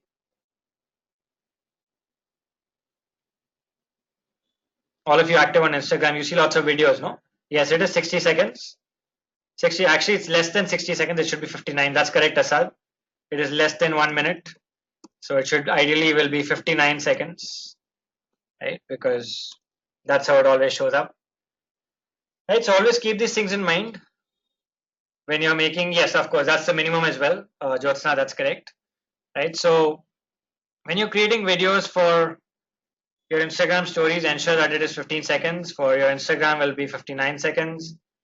And these are important things to keep in mind. Platform specific. These are specific to Instagram, right? Vishesh had a question, which ad is more effective on Instagram? Well, there's no fixed answer to that. It always depends on the case you are in, the scenario, the product, the audience. Let's say that I have an audience that's not using stories. Then will I do stories ads? No, right? I have an audience that's very young and 90% of them are active on stories. Then I'd probably try and do more of stories ads. So it depends on multiple factors, Vishesh. You can't really, there's no single correct answer to that on which is better. Average costing for story ads? Oh, well, it again depends on your audience, right? Depends on who is the audience you're targeting, right? So again, this is something that will be covered in the Facebook ads module. When you look at Facebook ads, so you will have your budget and schedule here. In the Facebook ads module, this will be covered. So depending on how much you're spending, so it will tell you if you spend 500 rupees, how many people can you reach? So it says estimated daily results. If you spend 500 rupees, you will reach about 10,000 to 60,000 people. If you spend more, let's say you spend 1,500 rupees, you will reach about 24,000 to 1,50,000 people. This will again depend on who is the audience you're targeting. Right now I'm targeting all India 18 plus. If I make it more niche, more targeted, the number of people I can reach for this budget will actually come down. Right? So the costing will vary depending on who you're targeting, Vishesh. You can come to the tool here, set Instagram stories as your placement, and then set your budget here and see how many people you can reach. Right, Vishesh? Got it? Set your budget here and keep changing the budget and seeing how many people you can reach. That will tell you how much it will cost you.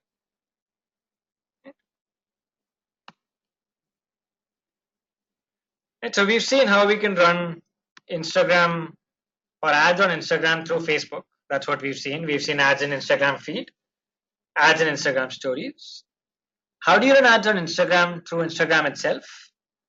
So let's say I have a post on Instagram and I want to boost it to reach more people on Instagram.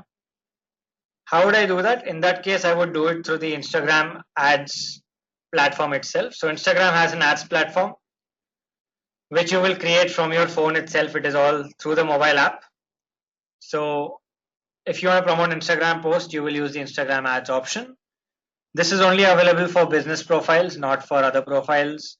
So when you click on any post, you'll have a promote button, right? You'll have a promote button. When you click on promote button, right, it will then ask you to set your target audience, give your budget, and you can promote from within Instagram itself. Right, so two ways. One is through the Facebook Ads Manager from here, where you can set your placement as Instagram feed or Instagram stories. So hang on. So now I've only chosen Instagram stories, right? So I can place my ads from here, or I can use Instagram ads to promote directly from Instagram itself. Right? Two ways you can do paid promotions on Instagram, right? All right, so that's Instagram ads, guys. Any specific questions on Instagram ads? If not, we'll move on to the last section on Instagram before we move on to Snapchat, which is Instagram Insights, Instagram Analytics. Any questions until now on Instagram ads? If not, can we move on to the next topic, which is Instagram Insights? Yes, everyone, can we move on? All right. Everyone else, can I see if everyone else is clear? We'll move on. All right, great. So we've seen Instagram ads, and I said it's available only to business profiles. Instagram Insights is basically analytics on Instagram, right? How is your Instagram marketing performing? You're putting so much effort, creating so much content, leveraging Instagram stories, right? You're spending time using right hashtags, doing research, all your efforts. What are you getting out of it? Are you getting results? What content is working? What content is not? Right? Is your community growing? Right? Are they engaging with you more than before? All of this are important questions that will be answered once you have Instagram Insights to help you, which is exactly why I told you in the very first lesson of today is to switch to a business profile, because Instagram Insights are only available to business profiles. If you don't have a business profile, you will not have data, and if you don't have data, you can't optimize, right? Always remember, you cannot manage what you can't measure. If you can't measure something, if you don't have data points to tell you how you're performing, you don't have that data feedback, how will you get better as a marketer? How will you measure returns? Right? So Instagram Insights, once you have a business profile like I showed you earlier live today. You will click on this bars that you see in the top right corner.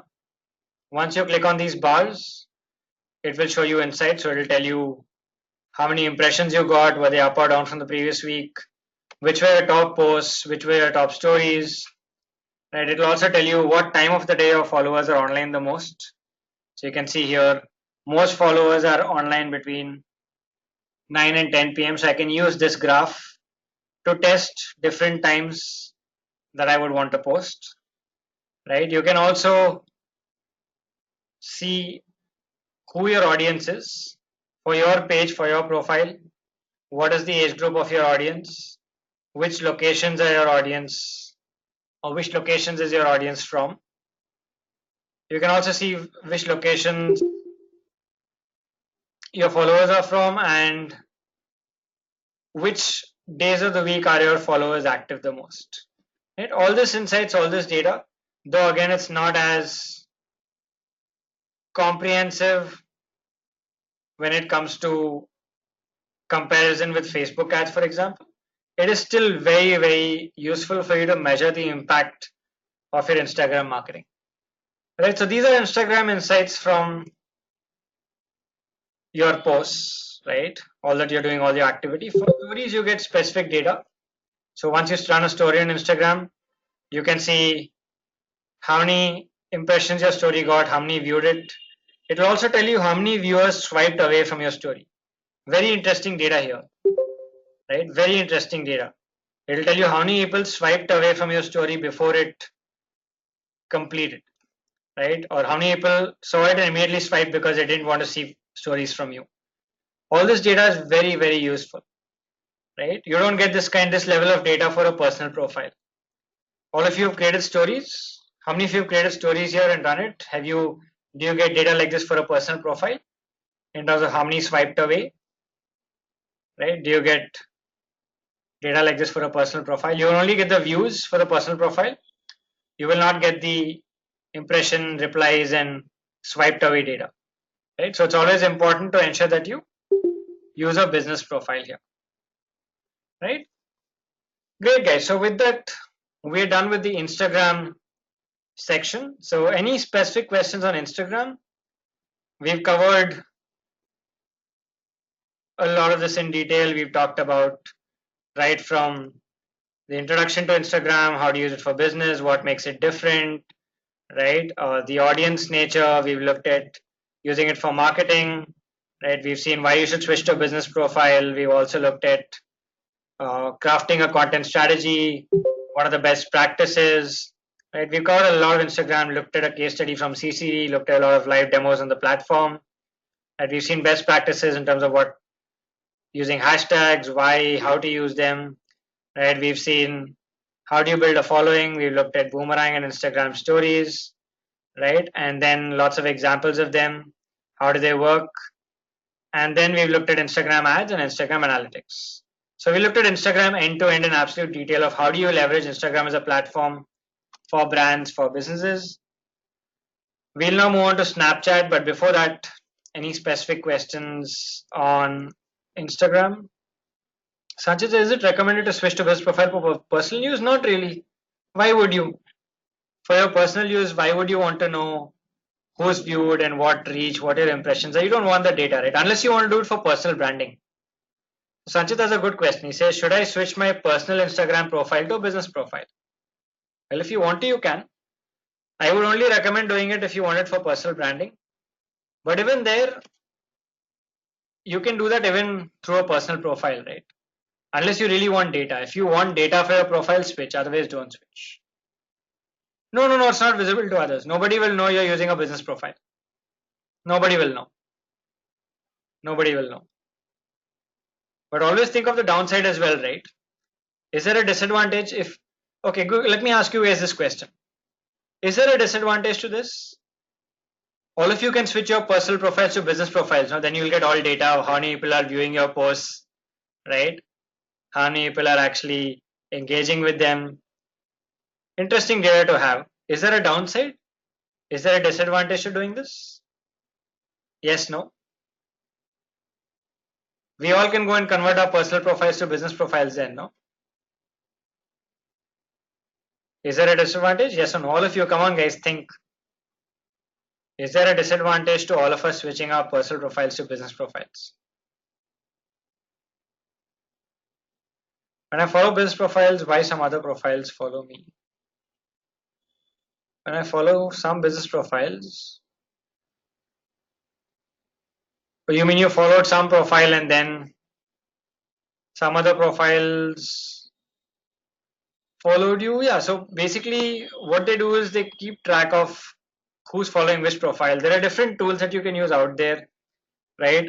One great tool that you can use which helps you with a lot of this data is a tool called Iconosquare. There are no free tools for these. All these are paid tools. So Iconosquare is a great tool for Instagram that you can use, right, which is a more reputed tool as well. Right, so you can see who's following what, get a lot of insights, follow relevant people. Right. By the way, I asked you guys a question. What is the disadvantage? What is the disadvantage if Ritu says dissatisfaction if less numbers? Yeah, that's a small disadvantage. That's definitely there. But the bigger disadvantage is this. Always remember, Facebook and Instagram are social platforms, social networks. End of the day, they will always, and the algorithms will almost always favor people over brands, right? Always remember this. These algorithms, they are social networks. These algorithms, especially Facebook and Instagram, will always favor people over brands and over businesses. If you convert your personal profile to a business profile, Facebook knows that you're a business or a brand. And there's a good chance that the algorithm will favor you lesser as compared to you as a person. You might not even start reaching your friends as much because you convert to business profile. So there's a trade-off there. You need to see, do you really need the data much more, or do you want to like give away a part of your organic reach? And then see which is more important to you. Is the data very important for you to measure? As a person, as people, that's not so important to us, right? I want to reach and interact with my friends more than I want to see data on reach and impressions as a person. As a brand, that data is very important to me.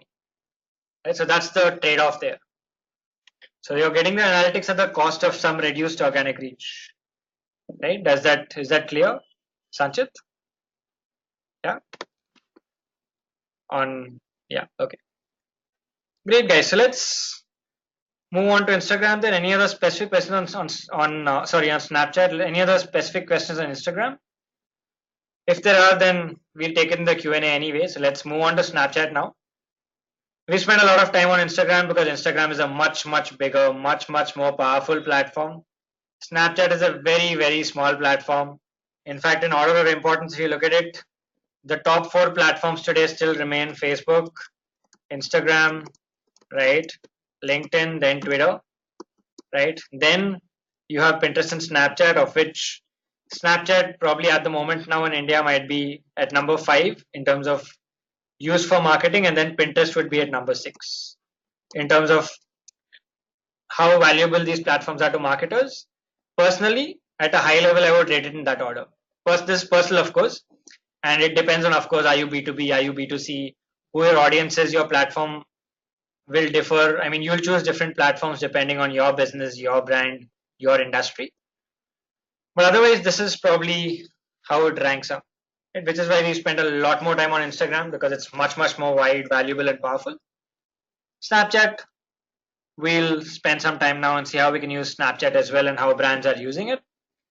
Before we move on to Snapchat, quick question for you guys again. How many of you are active on Snapchat? Quick yes, no. How many of you are active on Snapchat?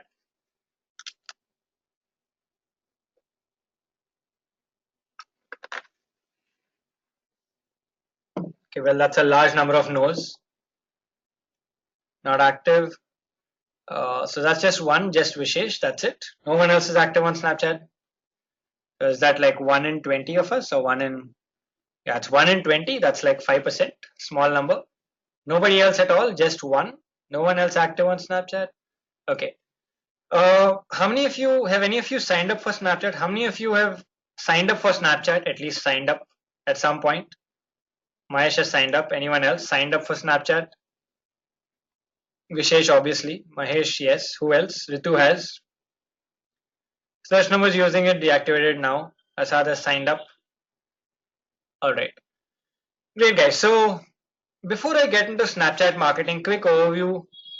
Snapchat is a platform that grew quickly in the beginning and then kind of got stagnant because Instagram and Facebook copied all its features. Everything that Snapchat had, which was their USP, Instagram copied it. Stories was invented by Snapchat, Instagram copied it, Facebook copied it, WhatsApp copied it, Messenger copied it, right?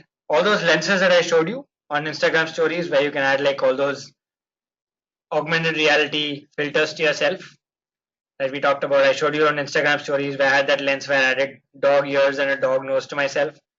All that was invented by Snapchat. Facebook copied all Snapchat's features after Snapchat's growth has been very stagnant, right? So we don't know how it will pan out. But at the moment, it is still kind of useful for some brands and in some specific audience segments, which is why we are talking about it. Right, so with that overview of Snapchat, let's move in. Let's look at what we are going to be covering. So we'll talk about an understanding of Snapchat. How does it work? Basic terminology, right? How do you use Snapchat for business? How do you build a following? How do you drive engagement? How do you use Snapchat geo filters? What are they? And what can you measure on Snapchat? Right? This is what we'll talk about. Also, one more thing, Snapchat at the moment is broadly a brand awareness and engagement tool, mostly used by brands for that only. Driving awareness, driving engagement, not really for sales or anything that's further down the funnel, mostly for brand awareness and engagement only. Right? So as an introduction to the platform, Snapchat is a platform where all content is temporary. Right? We saw Instagram stories where the stories last only 24 hours. Well, Snapchat, there is only stories, there is no feed. There is no scrollable feed. It's all a story feed only. So all content on Instagram, on Snapchat is temporary. It only lasts 24 hours. So if you don't look at it today and you look at it tomorrow, you will miss all the content that you would have seen today. And it is this what you call FOMO, right? What's FOMO? Quick question, quick quiz. What's FOMO? Come on, guys, everyone. What is FOMO? It's a very, very common word, common hashtag as well. Nobody? Right? So FOMO is fear of missing out, right? So it was this fear of missing out that caused Snapchat to grow so rapidly because you have that fear, right? If I don't view stories today, I will not see them tomorrow. I don't know what my friend posted because I can't go back. I will not find the story again. I'll miss all those stories. It's this fear of missing out that gave Snapchat this exponential initial growth. They invented stories. Stories were great. People loved stories. People kept coming back to the platform. It had a large following, large number of users, growing very quickly, right? In fact, it grew so quickly that Facebook got scared that it will lose users to Snapchat, which is why it said, okay, well, we can't, let's just copy all Snapchat's features and put it on Facebook and Instagram. So we'll stop losing our users. And that's exactly what they did. They copied stories on Facebook, copied stories on Instagram, right? Copied stories on WhatsApp, copied stories on Messenger. Now you have stories everywhere. Right? All right, so that's in a nutshell what Snapchat is. In terms of numbers, well, that's a global number. Right, it's about 180 million daily active users. And in fact, when it comes to daily active users, it's more active than Twitter. It's a bigger platform than Twitter when it comes to daily active user numbers. When it comes to monthly active users, Twitter is much bigger. That's because Snapchat's users are very, very active on a daily basis. That's the scale of the platform. 3 billion snaps are sent every day. Every day, 3 billion snaps are sent, right? So to put this in perspective, Twitter users send about 500 million tweets a day. So on all of Twitter, 500 million tweets are created every day. On Snapchat, 3 billion snaps are sent every day, right? This is another very important statistic. Globally, 60% of the Snapchat audience is under 25. In India, this number is about 90%, right? So important note for you guys, 90% of Snapchat's audience in India is in the age group of 15 to 25, right?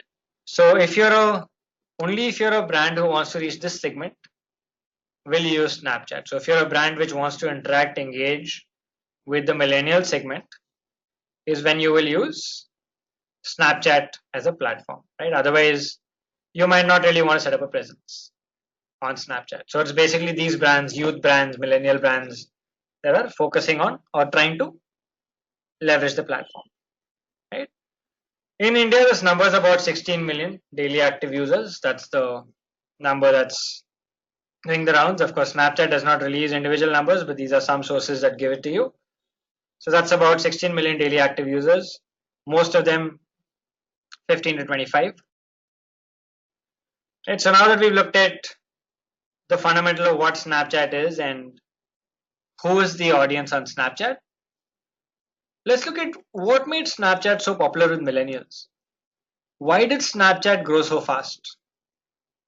Anyone? What made Snapchat grow so fast? I've already given you one point there, but what do you think made Snapchat grow so rapidly? What were the three key things or two, three key things that made it grow? Right? What is it?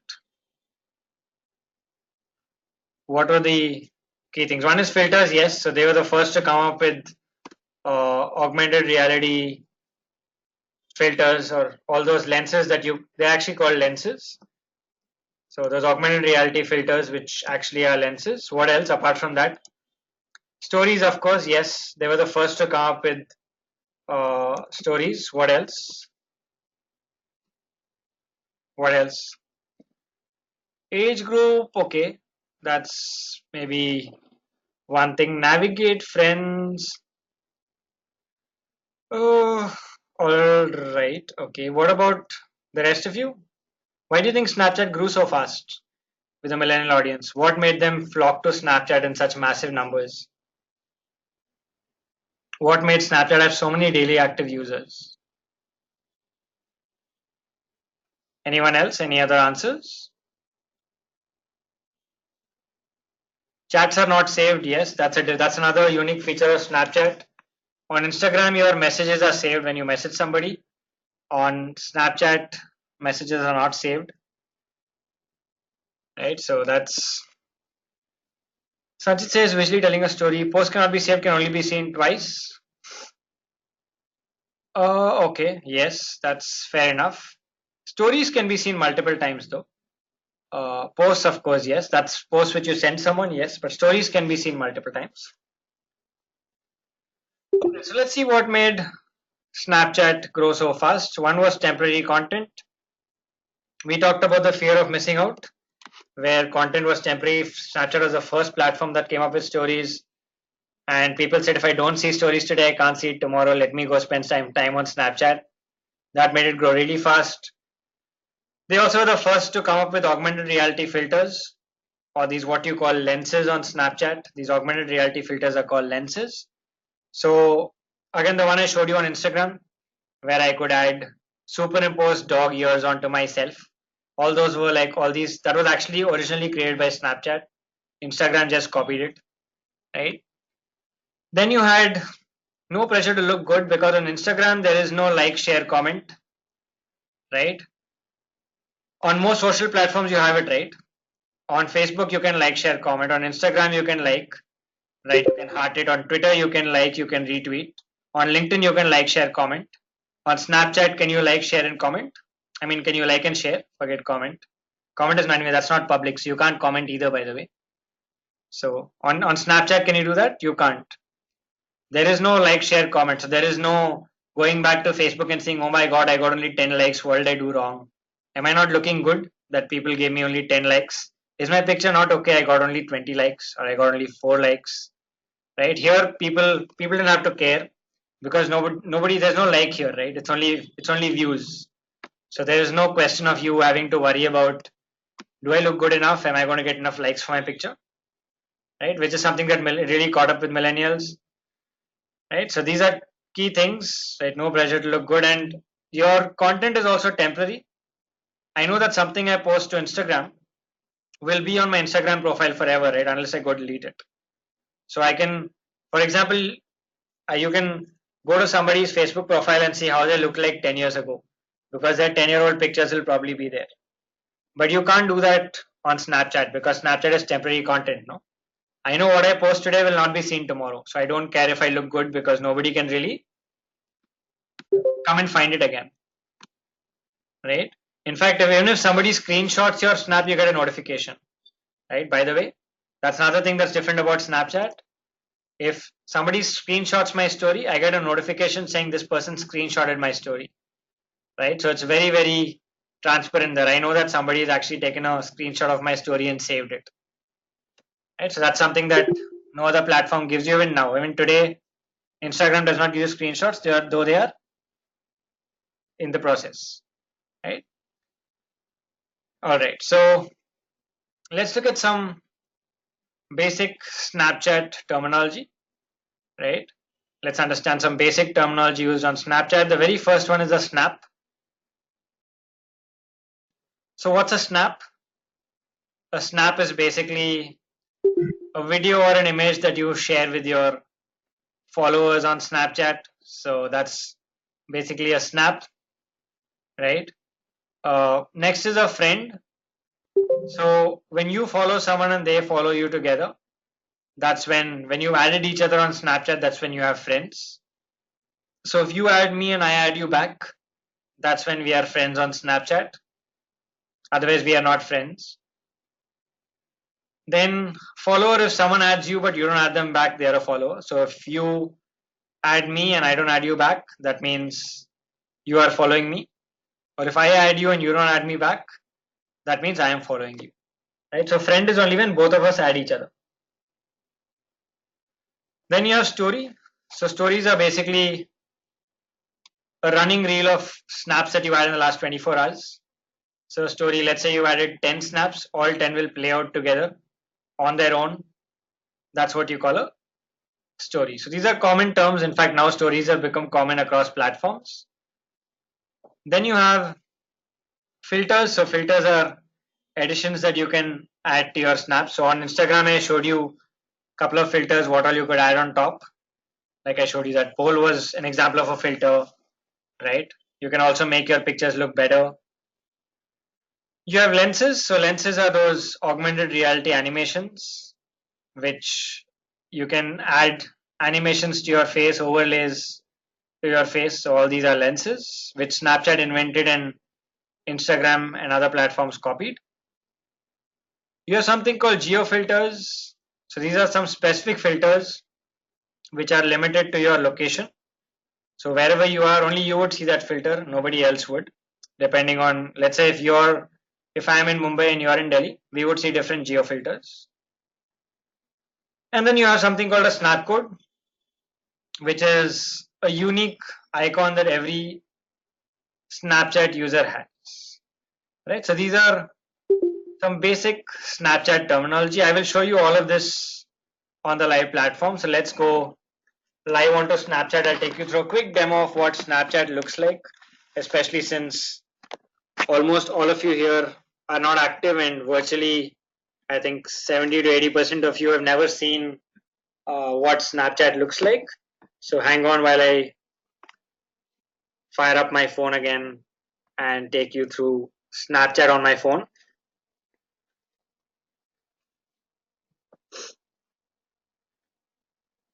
Not showing screen. Okay, was there an issue with these slides?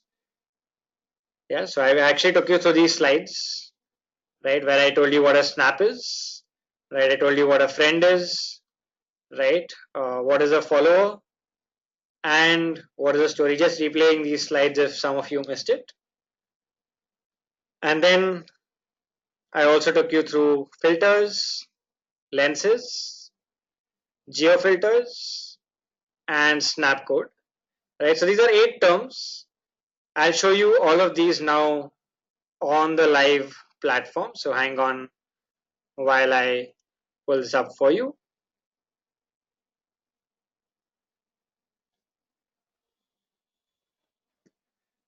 So while I pull this up, quick question.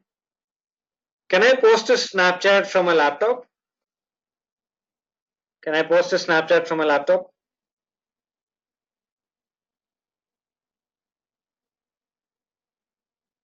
Can I post a Snapchat from a laptop? Right? No, you cannot.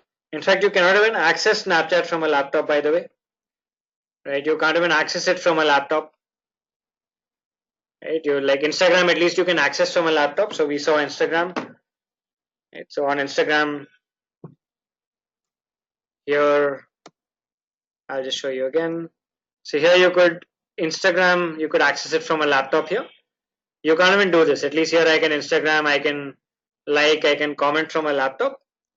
I can't do this for Snapchat. Snapchat is completely mobile only, right? Snapchat is completely mobile only. So when you log into Snapchat, this is what you will see. So you see my name here. This yellow color icon that you see, all of you see the yellow color icon on the screen, right? This yellow color icon is what you call a snap code, right? It's called a snap code. So this code is unique for every person, right? For every person, this code is unique. These dots that you see, black dots on the yellow background, that is unique for every person. So every person has a unique snap code, right? So what is a snap code? It is basically, it helps you add another user.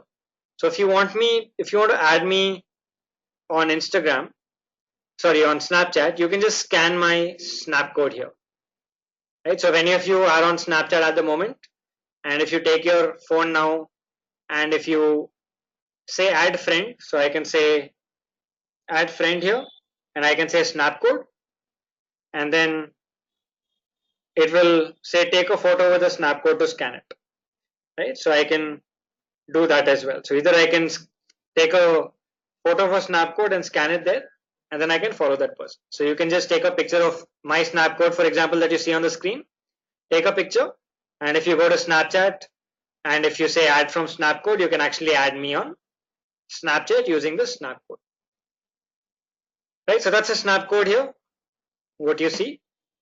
And then when I go back to the, so I'm going to close this, where you can see all, I can add friends from here, I can add friends from my contacts, right? I can do all of that. Another thing that you see here on Snapchat, which is very different from other platforms, is this number. It says 82 here. What does that mean? You see that number next to it, say gives my name, gives my username. On Snapchat is r_Uttamchandani. It gives 82 as a number here. What does 82 mean? Does it mean I have 82 friends, 82 followers? What does that mean? What does that mean? What does 82 mean?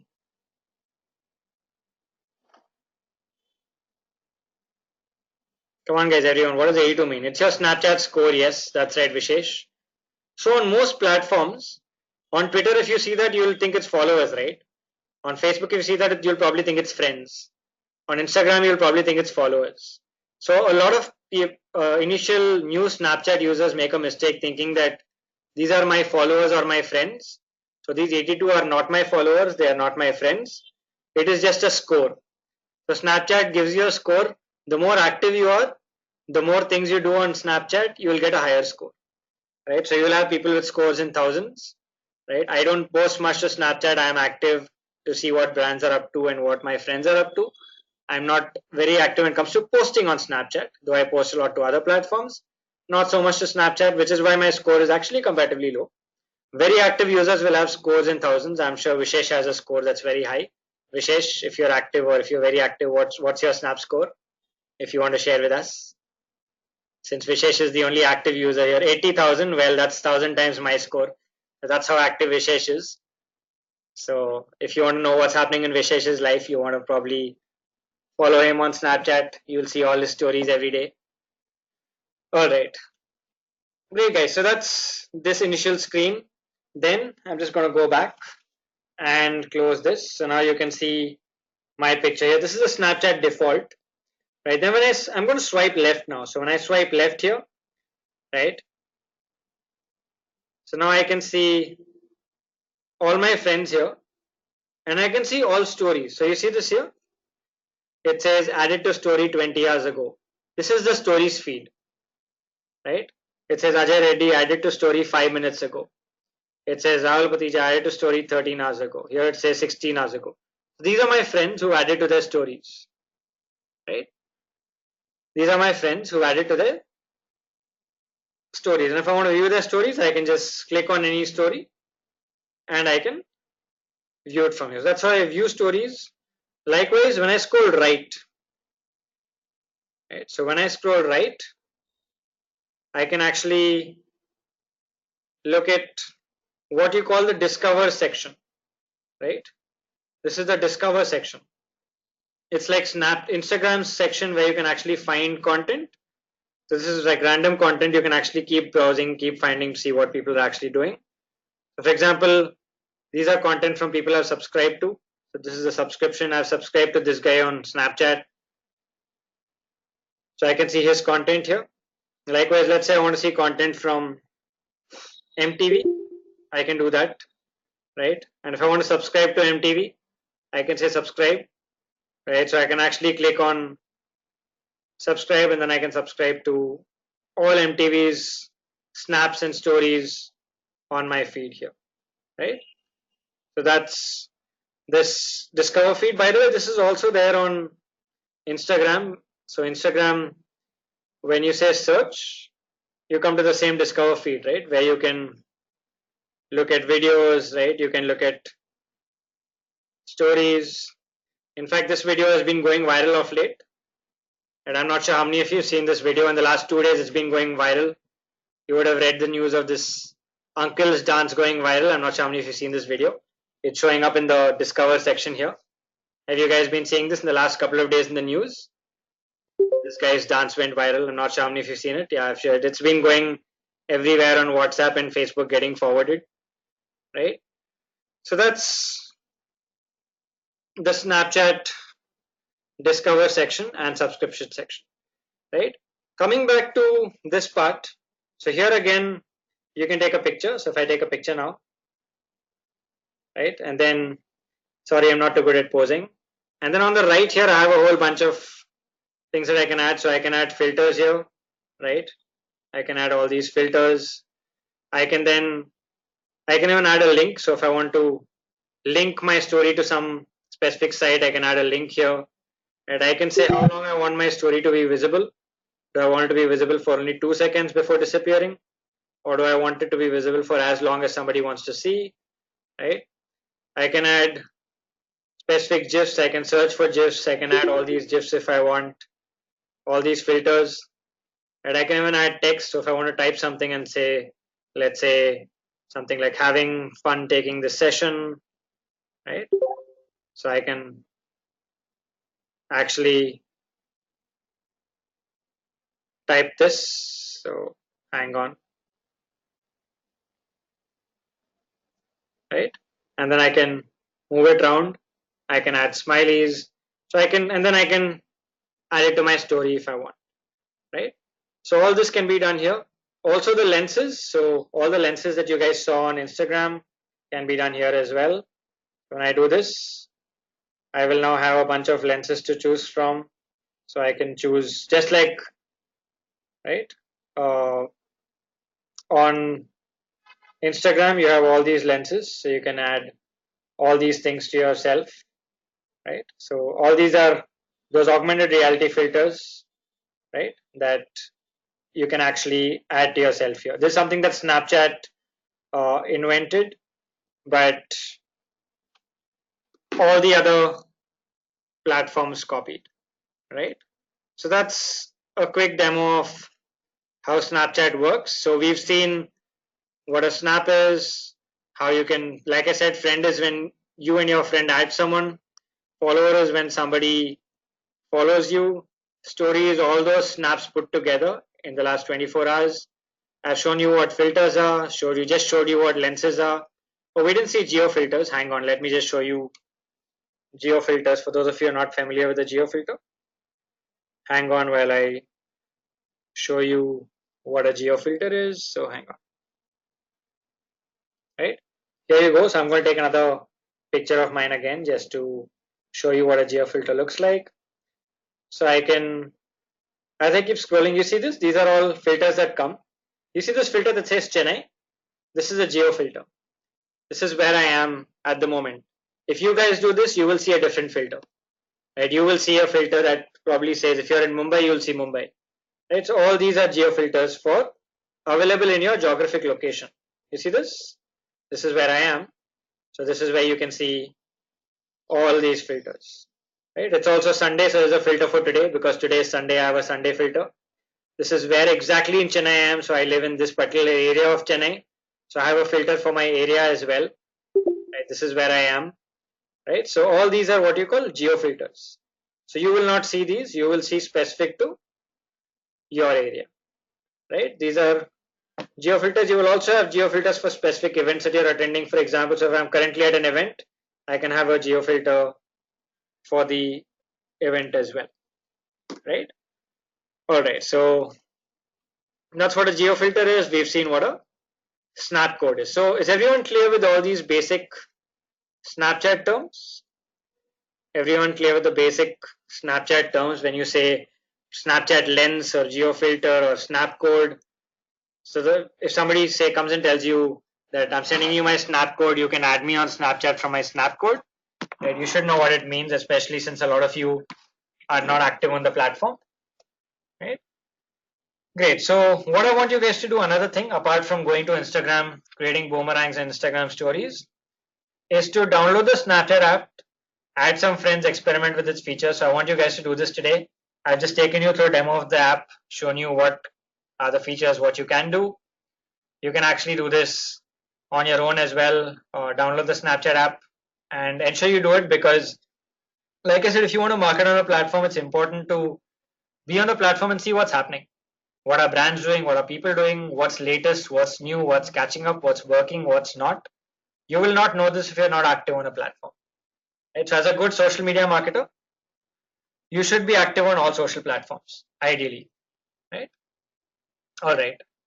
So now that we've looked at introduction to Snapchat, why it grew, what made it grow so much, what makes it different from other platforms, the audience is very young, right? The audience is also comparatively more premium. It's also an audience that is, or it's also a mobile only platform. You can't even access it from a desktop, right? We've seen the breakdown of the audience.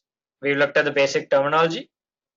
When it comes to Snapchat for business, right? So should you use it? Well, like I told you, if millennials are a core part of your audience, then you should definitely be experimenting with Snapchat. If you're a brand where you want to largely reach people, let's say 18-year-olds, 20-year-olds, then Snapchat should definitely be a platform you should be experimenting with. Right? So what are the benefits of marketing on Snapchat? One is it's less competition. There are very few brands out there. So the competition is lesser. It's still early days. So if you can start early, and you never know, let's assume that something changes and Snapchat suddenly becomes a big platform, you will have the early mover advantage. And it's like somebody had a Facebook page on Facebook in 2010 versus having a Facebook page today. In 2010, you had a lot more organic reach, no? Today, organic reach we've already seen is very low. It's become a pay to play. And if you had the early mover advantage, you could grow really fast. For example, I'm sure all of you heard of Chumbak, right? Chumbak as a brand grew through a Facebook page. When they started, all they had was their Facebook page. They've scaled to where they are today purely by virtue of a Facebook page. So they started early, they had less competition, and it worked. So if you have a millennial audience, it's a good time to get started with Snapchat. It helps you reach the younger, more affluent millennial audience for whom Snapchat is the primary social network. So for most young millennials, they still kind of love Snapchat a lot. I have a lot of young colleagues who are like 21, 22, and they love Snapchat. For them, Snapchat is still the go-to platform. For them, it's like very close platform where they love spending their time. It's also a platform where their parents are still not there, right? Now you have parents on Facebook, you have parents on Instagram also. Snapchat is one platform where these kids know that their parents have not come yet. So they are very happy to be there, right? And also, they know that it's not a very easy platform for parents to come and understand. So they know their parents will probably not come to Snapchat very soon. So it's a great platform to do what they want in private with their friends. which is why they're very engaged on Snapchat, right? And it's their primary social network. So if I were to ask, like, Vishesh is active on Snapchat, you're very active. Is that your most active social platform, Vishesh? Just a quick question. Is that your most active social platform? Yes. So as you can see, Vishesh says that's his number one platform. Everything else is secondary. So if you want to engage with the younger millennial audience, you would want to use Snapchat. And it's highly engaged, as you can see. Vishesh has a snap score of 80,000, right? 80,000 is a massive snap score. That means he's so active, right? Uploading multiple snaps a day. Again, quick question, Vishesh, if you want to answer it. How many snaps do you upload on an average every day? On an average? Or how many, at your peak, how many snaps were you uploading every day? How many snaps do you upload every day? On an average, just rough number, if you want to share with us. Not every day, okay, but that's maybe at the moment. But at your peak, maybe when you're very active on the platform, when you got that, managed to get that score, right? So how often, or yeah, so you probably were uploading more often. So with most millennial audiences, you'll see, and I have some young colleagues who are, like I said, 2021. In their case, they're everything they do is on Snapchat, right? It's like their whole life is on Snapchat, right? From morning to evening to where did they go, what do they do? It's like everything is part of their stories, right? So that's, they're very engaged. They're on the platform every single day, which is why we saw Snapchat has 178 daily active users, right? And Twitter has only about 165 or 160, right? Daily active users on Twitter, right? That's because Snapchat is a much more engaging platform for millennials, and they are much more active on a daily basis, right? So it's a good reason to get started, especially if you have a millennial target audience. So how do you start out on Snapchat? Let's say you just set up a business profile on Snapchat, just set up a profile, just set up a presence. How do you get started? One way is to promote your account in other channels. So you can see like this one, National Geographic saying on Facebook, they say follow us on Snapchat. This is our username. So you could leverage your other platforms. This is this particular website putting it up on their website itself saying this is our snap code. You can scan this snap code and follow us on Snapchat.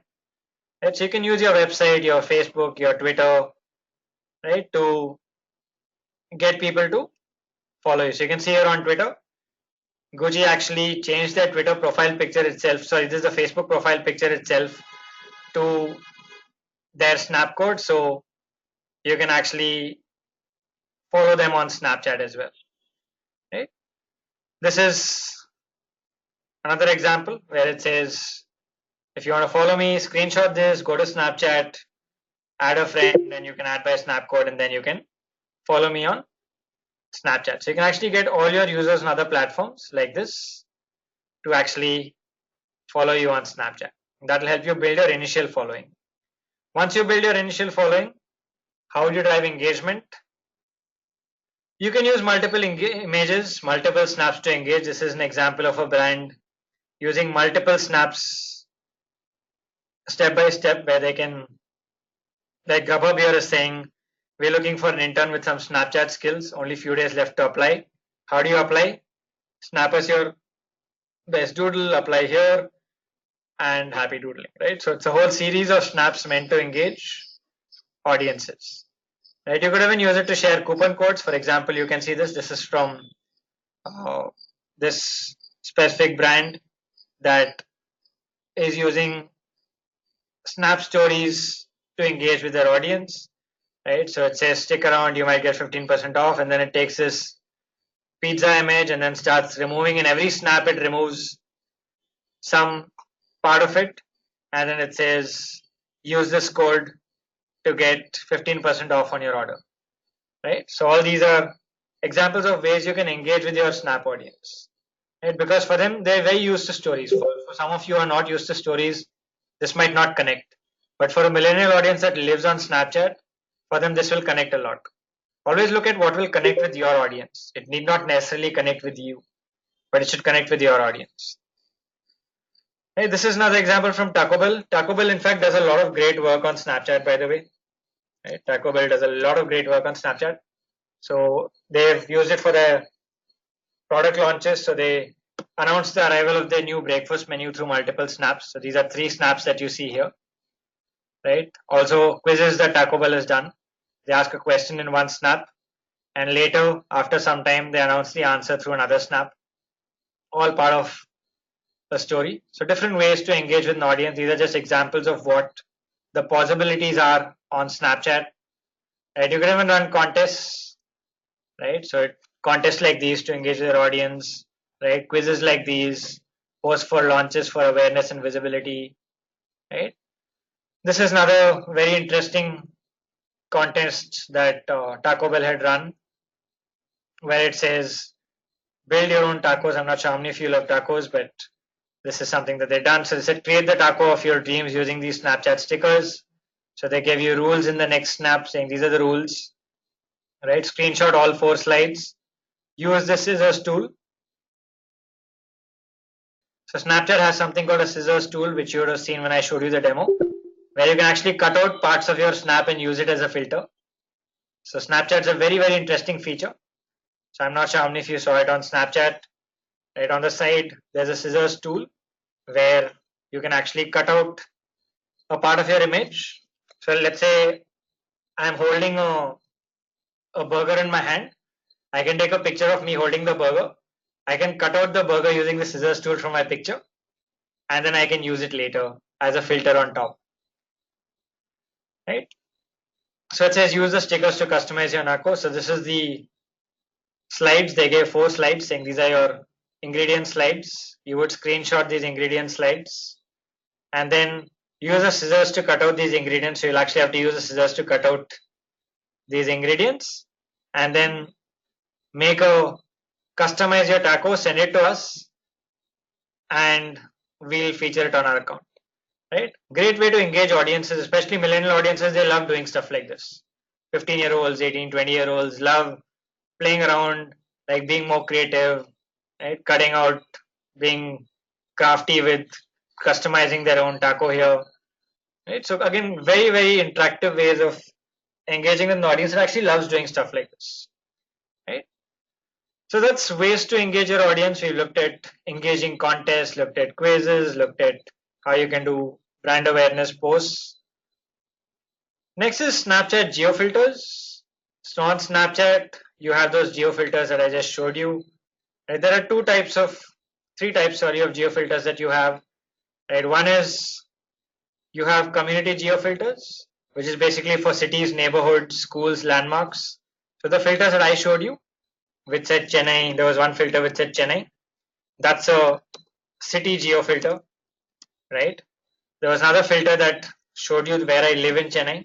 So you saw this filter that said Roypeta, that's where I live in Chennai. That's my neighborhood. So that's a neighborhood geo filter. Likewise, if you're in a college, let's say you're inside a university, it will show you a university geo filter. All those are community geo filters, right? Which anyone can create and it's crowd source. People can create, upload to Snapchat and it gets approved. Then you have personal geo filters, which you can create for weddings, birthdays, parties. And then you have this, which is very important from a marketing standpoint, which is business geo filters. Can we create? Yes, you can. Of course, you can. You can. Are you saying which? Are you saying community geo filters, Vishesh? Are you saying community geo filters? You can. Yes, you can. So you have to get verified. Yes. So I'll show you. So you go to. Hold on. I'll show you where you can do this. So you can go to. Right. So you see this? It says create your own filters and lenses. Right. So you can create your own. So you can create, you see this? Create community filters. You can click here and then it will tell you how to go about creating it. So it tells you how to design it. And after you design it, you can choose your location. You can submit your filter. So design it first, upload your design, choose which location you've designed for, submit it. Snapchat will then verify it. And if Snapchat thinks it's good enough to put it up, it will put it up. Right? Got it, Vishesh? You can do it from here. You have 3 steps. Select your type. So which one do I want to create a geo filter? Select it, click design, location, and you can do it from there. Right? All right. So like I said, the third one is the most important here from a marketing perspective. Right? So it's the business geo filter, where as a brand you can create geo filters that people can use. Right? This is a lot of branding for you, because if I use a specific brand geo filter, all my followers will see it, right? All my followers and friends on Snapchat will see it, which is why it's very powerful for a branding tool. For example, you can see this. The first one, you see this Go Bucks code. This is a Starbucks. Starbucks has created this geo filter, a business geo filter. This is Taco Bell, which created a geo filter here. This is Comedy Central, which created a geo filter here. So you can create these business geo filters, which at the moment are not. Yes, you can. You can. At the moment, you cannot. This is not available in India, but might be coming anytime soon. This feature, which I'm showing you now, is not fully rolled out in India at the moment, but it might be coming out soon. Yes, it's not fully rolled out yet. Not full rollout. Not every brand can create it. Right? It is there. I'm not saying it's not there, but it's not fully rolled out. It's not. You can brands that are spending a lot of money and doing a lot on Snapchat can do it. Right? Can do it. American Tourister, yes, yeah. So that's again something that brands that are doing a lot of work on Snapchat can do it. It's not a full rollout, right? But this is important. These are important to keep in mind, because these are great ways to engage with your audience, right? Great ways to build visibility for your brand, because it's a filter that people are using on their pictures, right? So that's geo filters, another great way to engage and drive brand awareness and visibility for your brand on Snapchat. The last section is, how do you measure the impact of your Snapchat marketing? Well, on Snapchat gives you some basic metrics. Snapchat does not have very detailed insights at the moment. It gives you like who's viewed a snap, it gives you who responded to a story, right? It will tell you who engaged with you via chat. It will tell you who screenshotted your snap. Right now, it's not very detailed, but if you want more detailed, let's say you're doing a lot of Snapchat marketing, spending a lot of money on Snapchat, then in that case, you could use this tool called Snapalytics. It's a paid tool. It gives you a lot of data on Snapchat, so it gives you a lot of advanced analytics like number of stories you've done, right? How many people actually opened your story, how many screenshotted your story, right? What is the story completion rate, open rate, followers that you're getting, right? Pictures to videos, what are you doing? Are you doing more pictures? Are you doing more videos? All of this data comes from Snapalytics. And this is an example of the tool. So it will tell you for each of your snaps, how many opens, how many screenshots, what is the completion rate, what was the open rate, right? This is an example of all the data that you can get from the Snapalytics tool, right? So that's Snapchat, which we've looked at. Like I said, it's as a platform, it's growing, but not so much. In fact, the growth has become very, very slow of late, kind of stagnated after Instagram and Facebook copied all its features. But the important thing is the audience that is there is very active there. The number might not be growing at the moment, but whoever is there, the millennial audience is very active. Right? So if you want to reach them, it's a great platform, particularly for brand awareness. Right? Which says, how do you do paid marketing on Snapchat? Oh, well, okay. You have, just like Instagram ads, you have Snapchat ads as well. Snapchat also has ads. So when you look through your Snap stories, you'll see ads from brands, just like Instagram stories ads. You have Snapchat ads as well, runs exactly the same way. You can just go to, for your profile, you can go to Snapchat ads, set it up and run it from there.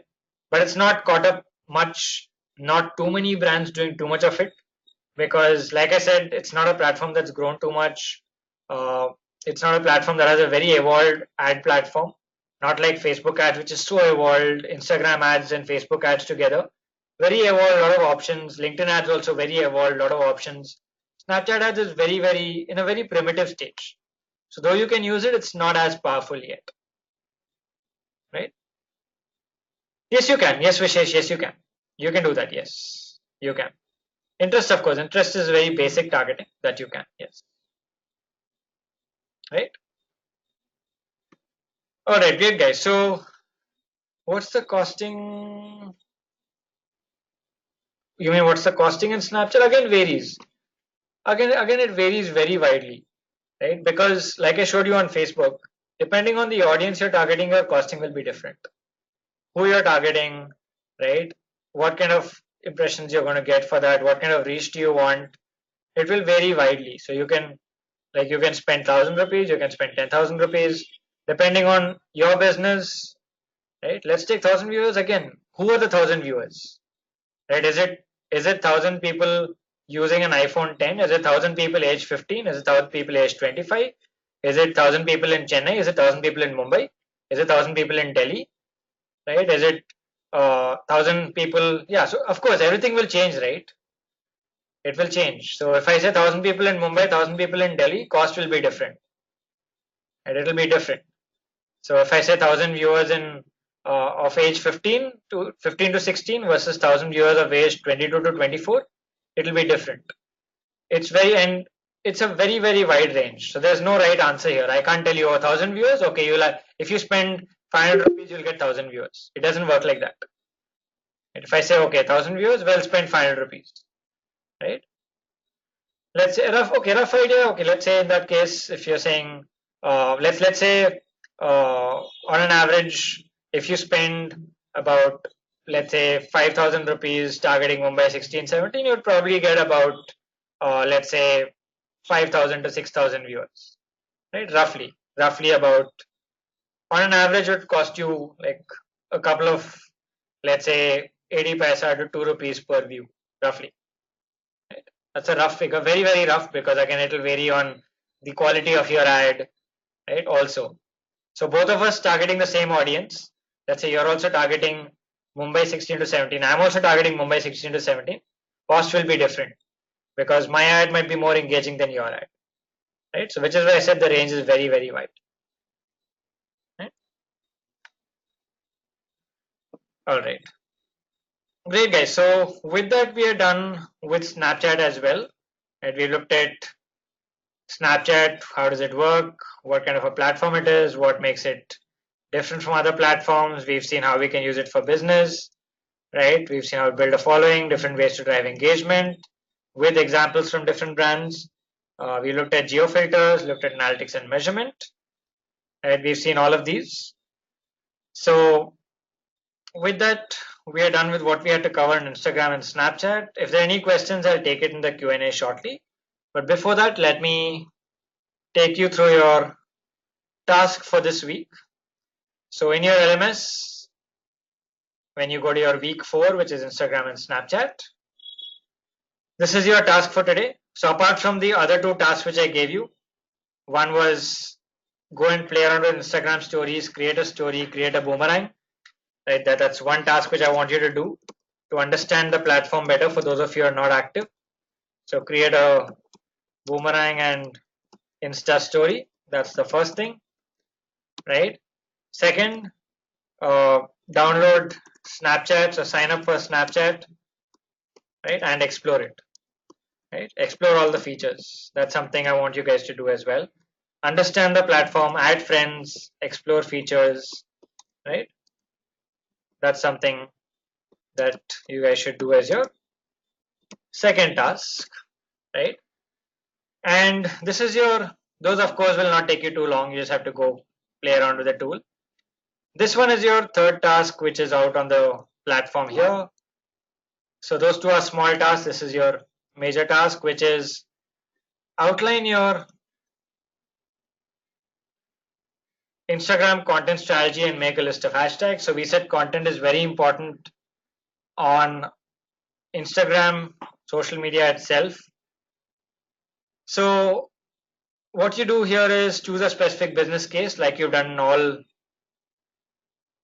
sections and tasks so far. What I recommend is keeping the case constant so that way you'll learn better, right? Then There are 8 steps here, starting from choosing a business case, listing down your objectives. Let me take you through the steps one by one so you know what to do. The first step is to choose a business case. Right, so choose any one of these cases or pick a business of your own choice. List down what your objective is. Why do you want to be on Instagram? Is it for brand awareness? Is it for traffic, for leads, for sales? That's the second step, pretty straightforward. Step 3 is to set up a new Instagram account for your business, convert to a business profile. So I'm sure a lot of you said you've not done this, so please do this. Right? Create a new Instagram account and click here, convert it to a business profile. And I showed you how to toggle between different business profiles here. So all this is actually also in your task here. You can see how to toggle between different business profiles. Then after you've done this, next is to set up your profile to ensure you get maximum engagement. So you will fill your business name, add an image, ensure description is optimized, right? Add a website link. Next, step 5, after switching to business profile and setting it up, ensuring your bio is set up, then you would go to step 5, which is outline your content strategy. So what will you post, right? What categories of content will you post? Okay, you would look at, ensure that your posts contain high quality images and great visuals. So that's step 5. Step 6 is to make a list of strategic hashtags to use when you want to add hashtags to your content. What hashtags will you use? So you look at all the steps we discussed, look at competitors, see what they are posting, right? Use the search function. Okay, look at influential people in your industry, see what they are posting. Use a tool like WriteTag and find a list of strategic hashtags to use. Right, then go ahead and make your first post. Right, you can use Canva to help you to create a post. So we already talked about Canva earlier. And once you do that, then you can look at analytics to see what's working. So go to your insights, see how your post performed, see the impressions, reach, engagement, follower growth. Right, so end to end, right from setting up a profile, creating an account, converting it to a business profile, all that we discussed today, outlining a content strategy, right? Making a list of strategic hashtags you will use, making a post, and then using analytics and insights to see what's working. Right? So you will do all of this as part of your task, basically applying what we've learned today as part of today's session. And of course, I told you 2 other things that you can do to familiarize with Instagram stories and Snapchat as well. Great, guys. So with that, we are done with today's session. We'll move on to Q&A in the next couple of minutes. So if you guys have any questions, let me know. Right, but before that, here's a quick feedback link. If you guys could please spare a couple of seconds, let me know once you guys are done with the feedback. After you guys are done, those of you in a hurry to leave can please feel free to carry on. Those of you who can stay back for the Q&A, please do. We always discuss very interesting questions in the Q&A. So if you can stay back, please do. You'll learn a lot from other people's questions, and you might also have the same question at some point. So please do stay back if you can. And if you have to leave, next week we'll discuss 3 things, right? Next week, which is the last session of the social media marketing module, we have 1 social platform left. So we'll look at Pinterest marketing. We will also look at social media marketing tools. This is very interesting. So we look at Hootsuite, right? Tools like Hootsuite. We look at tools like Buffer, right? That will make your life as a social media marketer much more easier. And we'll finish with a social media strategy. How do you create a successful social media strategy for your business? Right? So that's what we'll cover next week. Pinterest, social media marketing tools, and social media marketing strategy. Right? So is everyone done with the feedback, guys? If yes, you can let me know. And then we'll start with questions one by one. If I missed any questions in the chat box, please do ping them back to me, guys. Sometimes I do miss in the session flow. If I have, then let me know and I'll take it now. Don't worry, I will not close the session until all your doubts are answered or questions are answered. So that's my guarantee here. Alright. Great guys. Everyone's Vishesh has a question. Yes, we'll take it. Also, anyone wants to use the mic, you can let me know. But before that, everyone done with the feedback? Can I see a quick yes? I have some yeses. Everyone else is done with the feedback?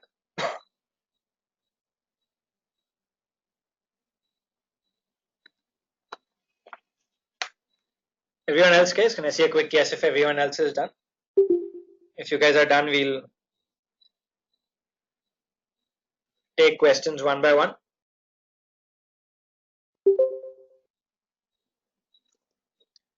Great, guys. So you can see me again. And yes, so Vishesh has a question. You guys can drop your questions in the chat box, guys, one by one, please. And if you want to use the mic, let me know. And then you can use the mic as well. Vishesh, you want to drop your question? If you want to use the mic, let me know. You can unmute yourself and speak. So likewise with the rest of you guys as well. Vishesh says, as I want to promote only my website, like if someone clicks on my ad, it will redirect to my website, not on my Facebook page. Yeah, of course you can do that, right? That so, for example, Vishesh, let me show you. Hang on.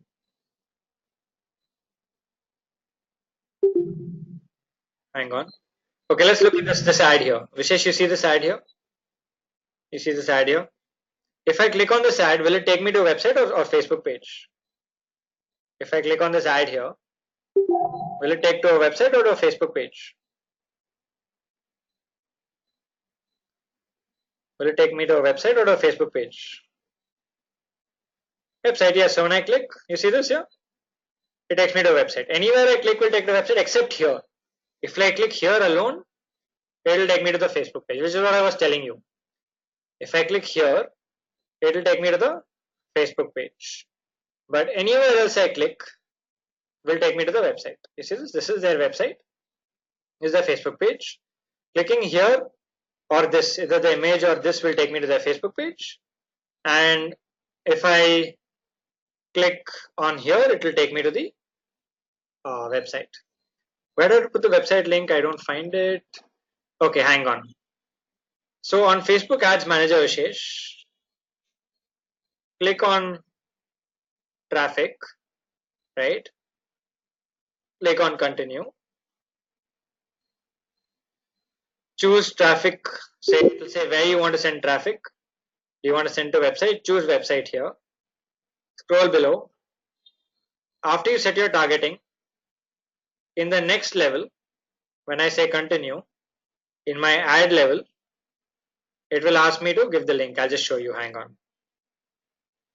Hang on while I show it to you.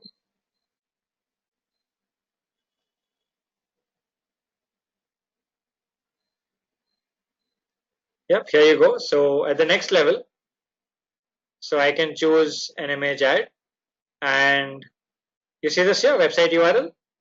Enter the URL you want to promote. You have to enter a URL here. Got it, Vishesh? Yeah.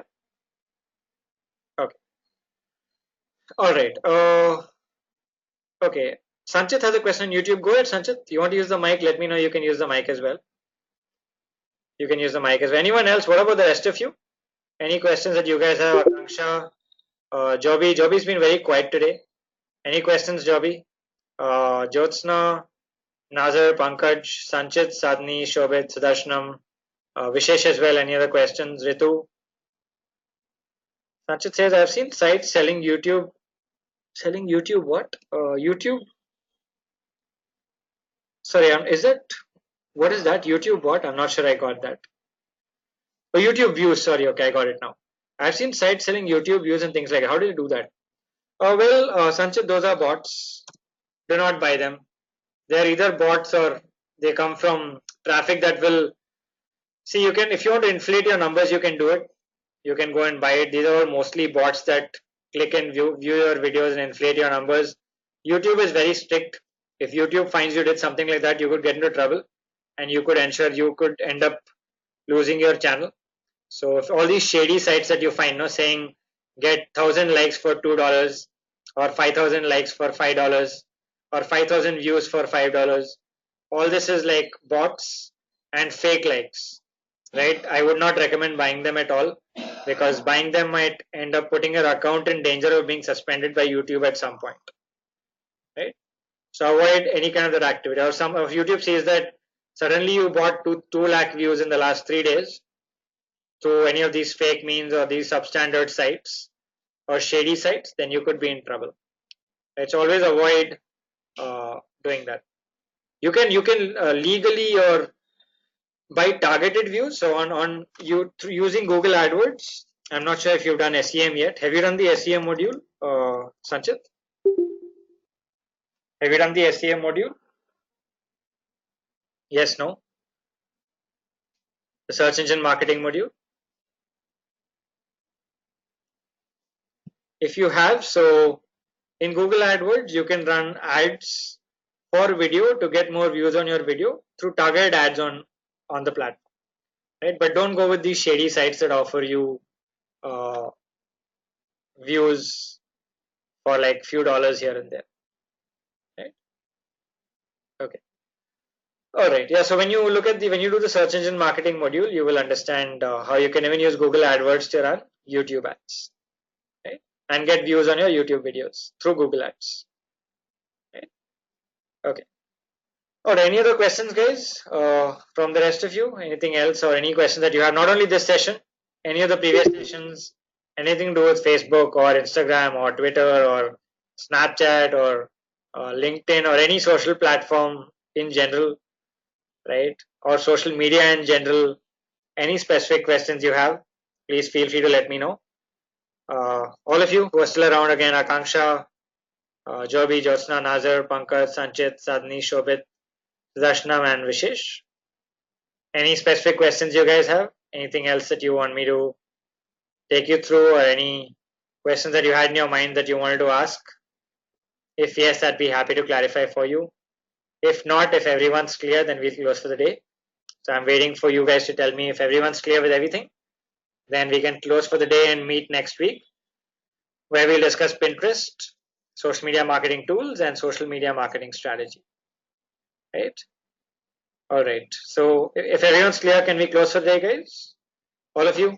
Can I say a quick yes if everyone's clear and we can close? All of you? Akanksha, Joby, Jyotsna, Nazar, Pankaj, Sanchit. Sanchit says, what I wanted to know is how do they create such bots? How do they create such bots?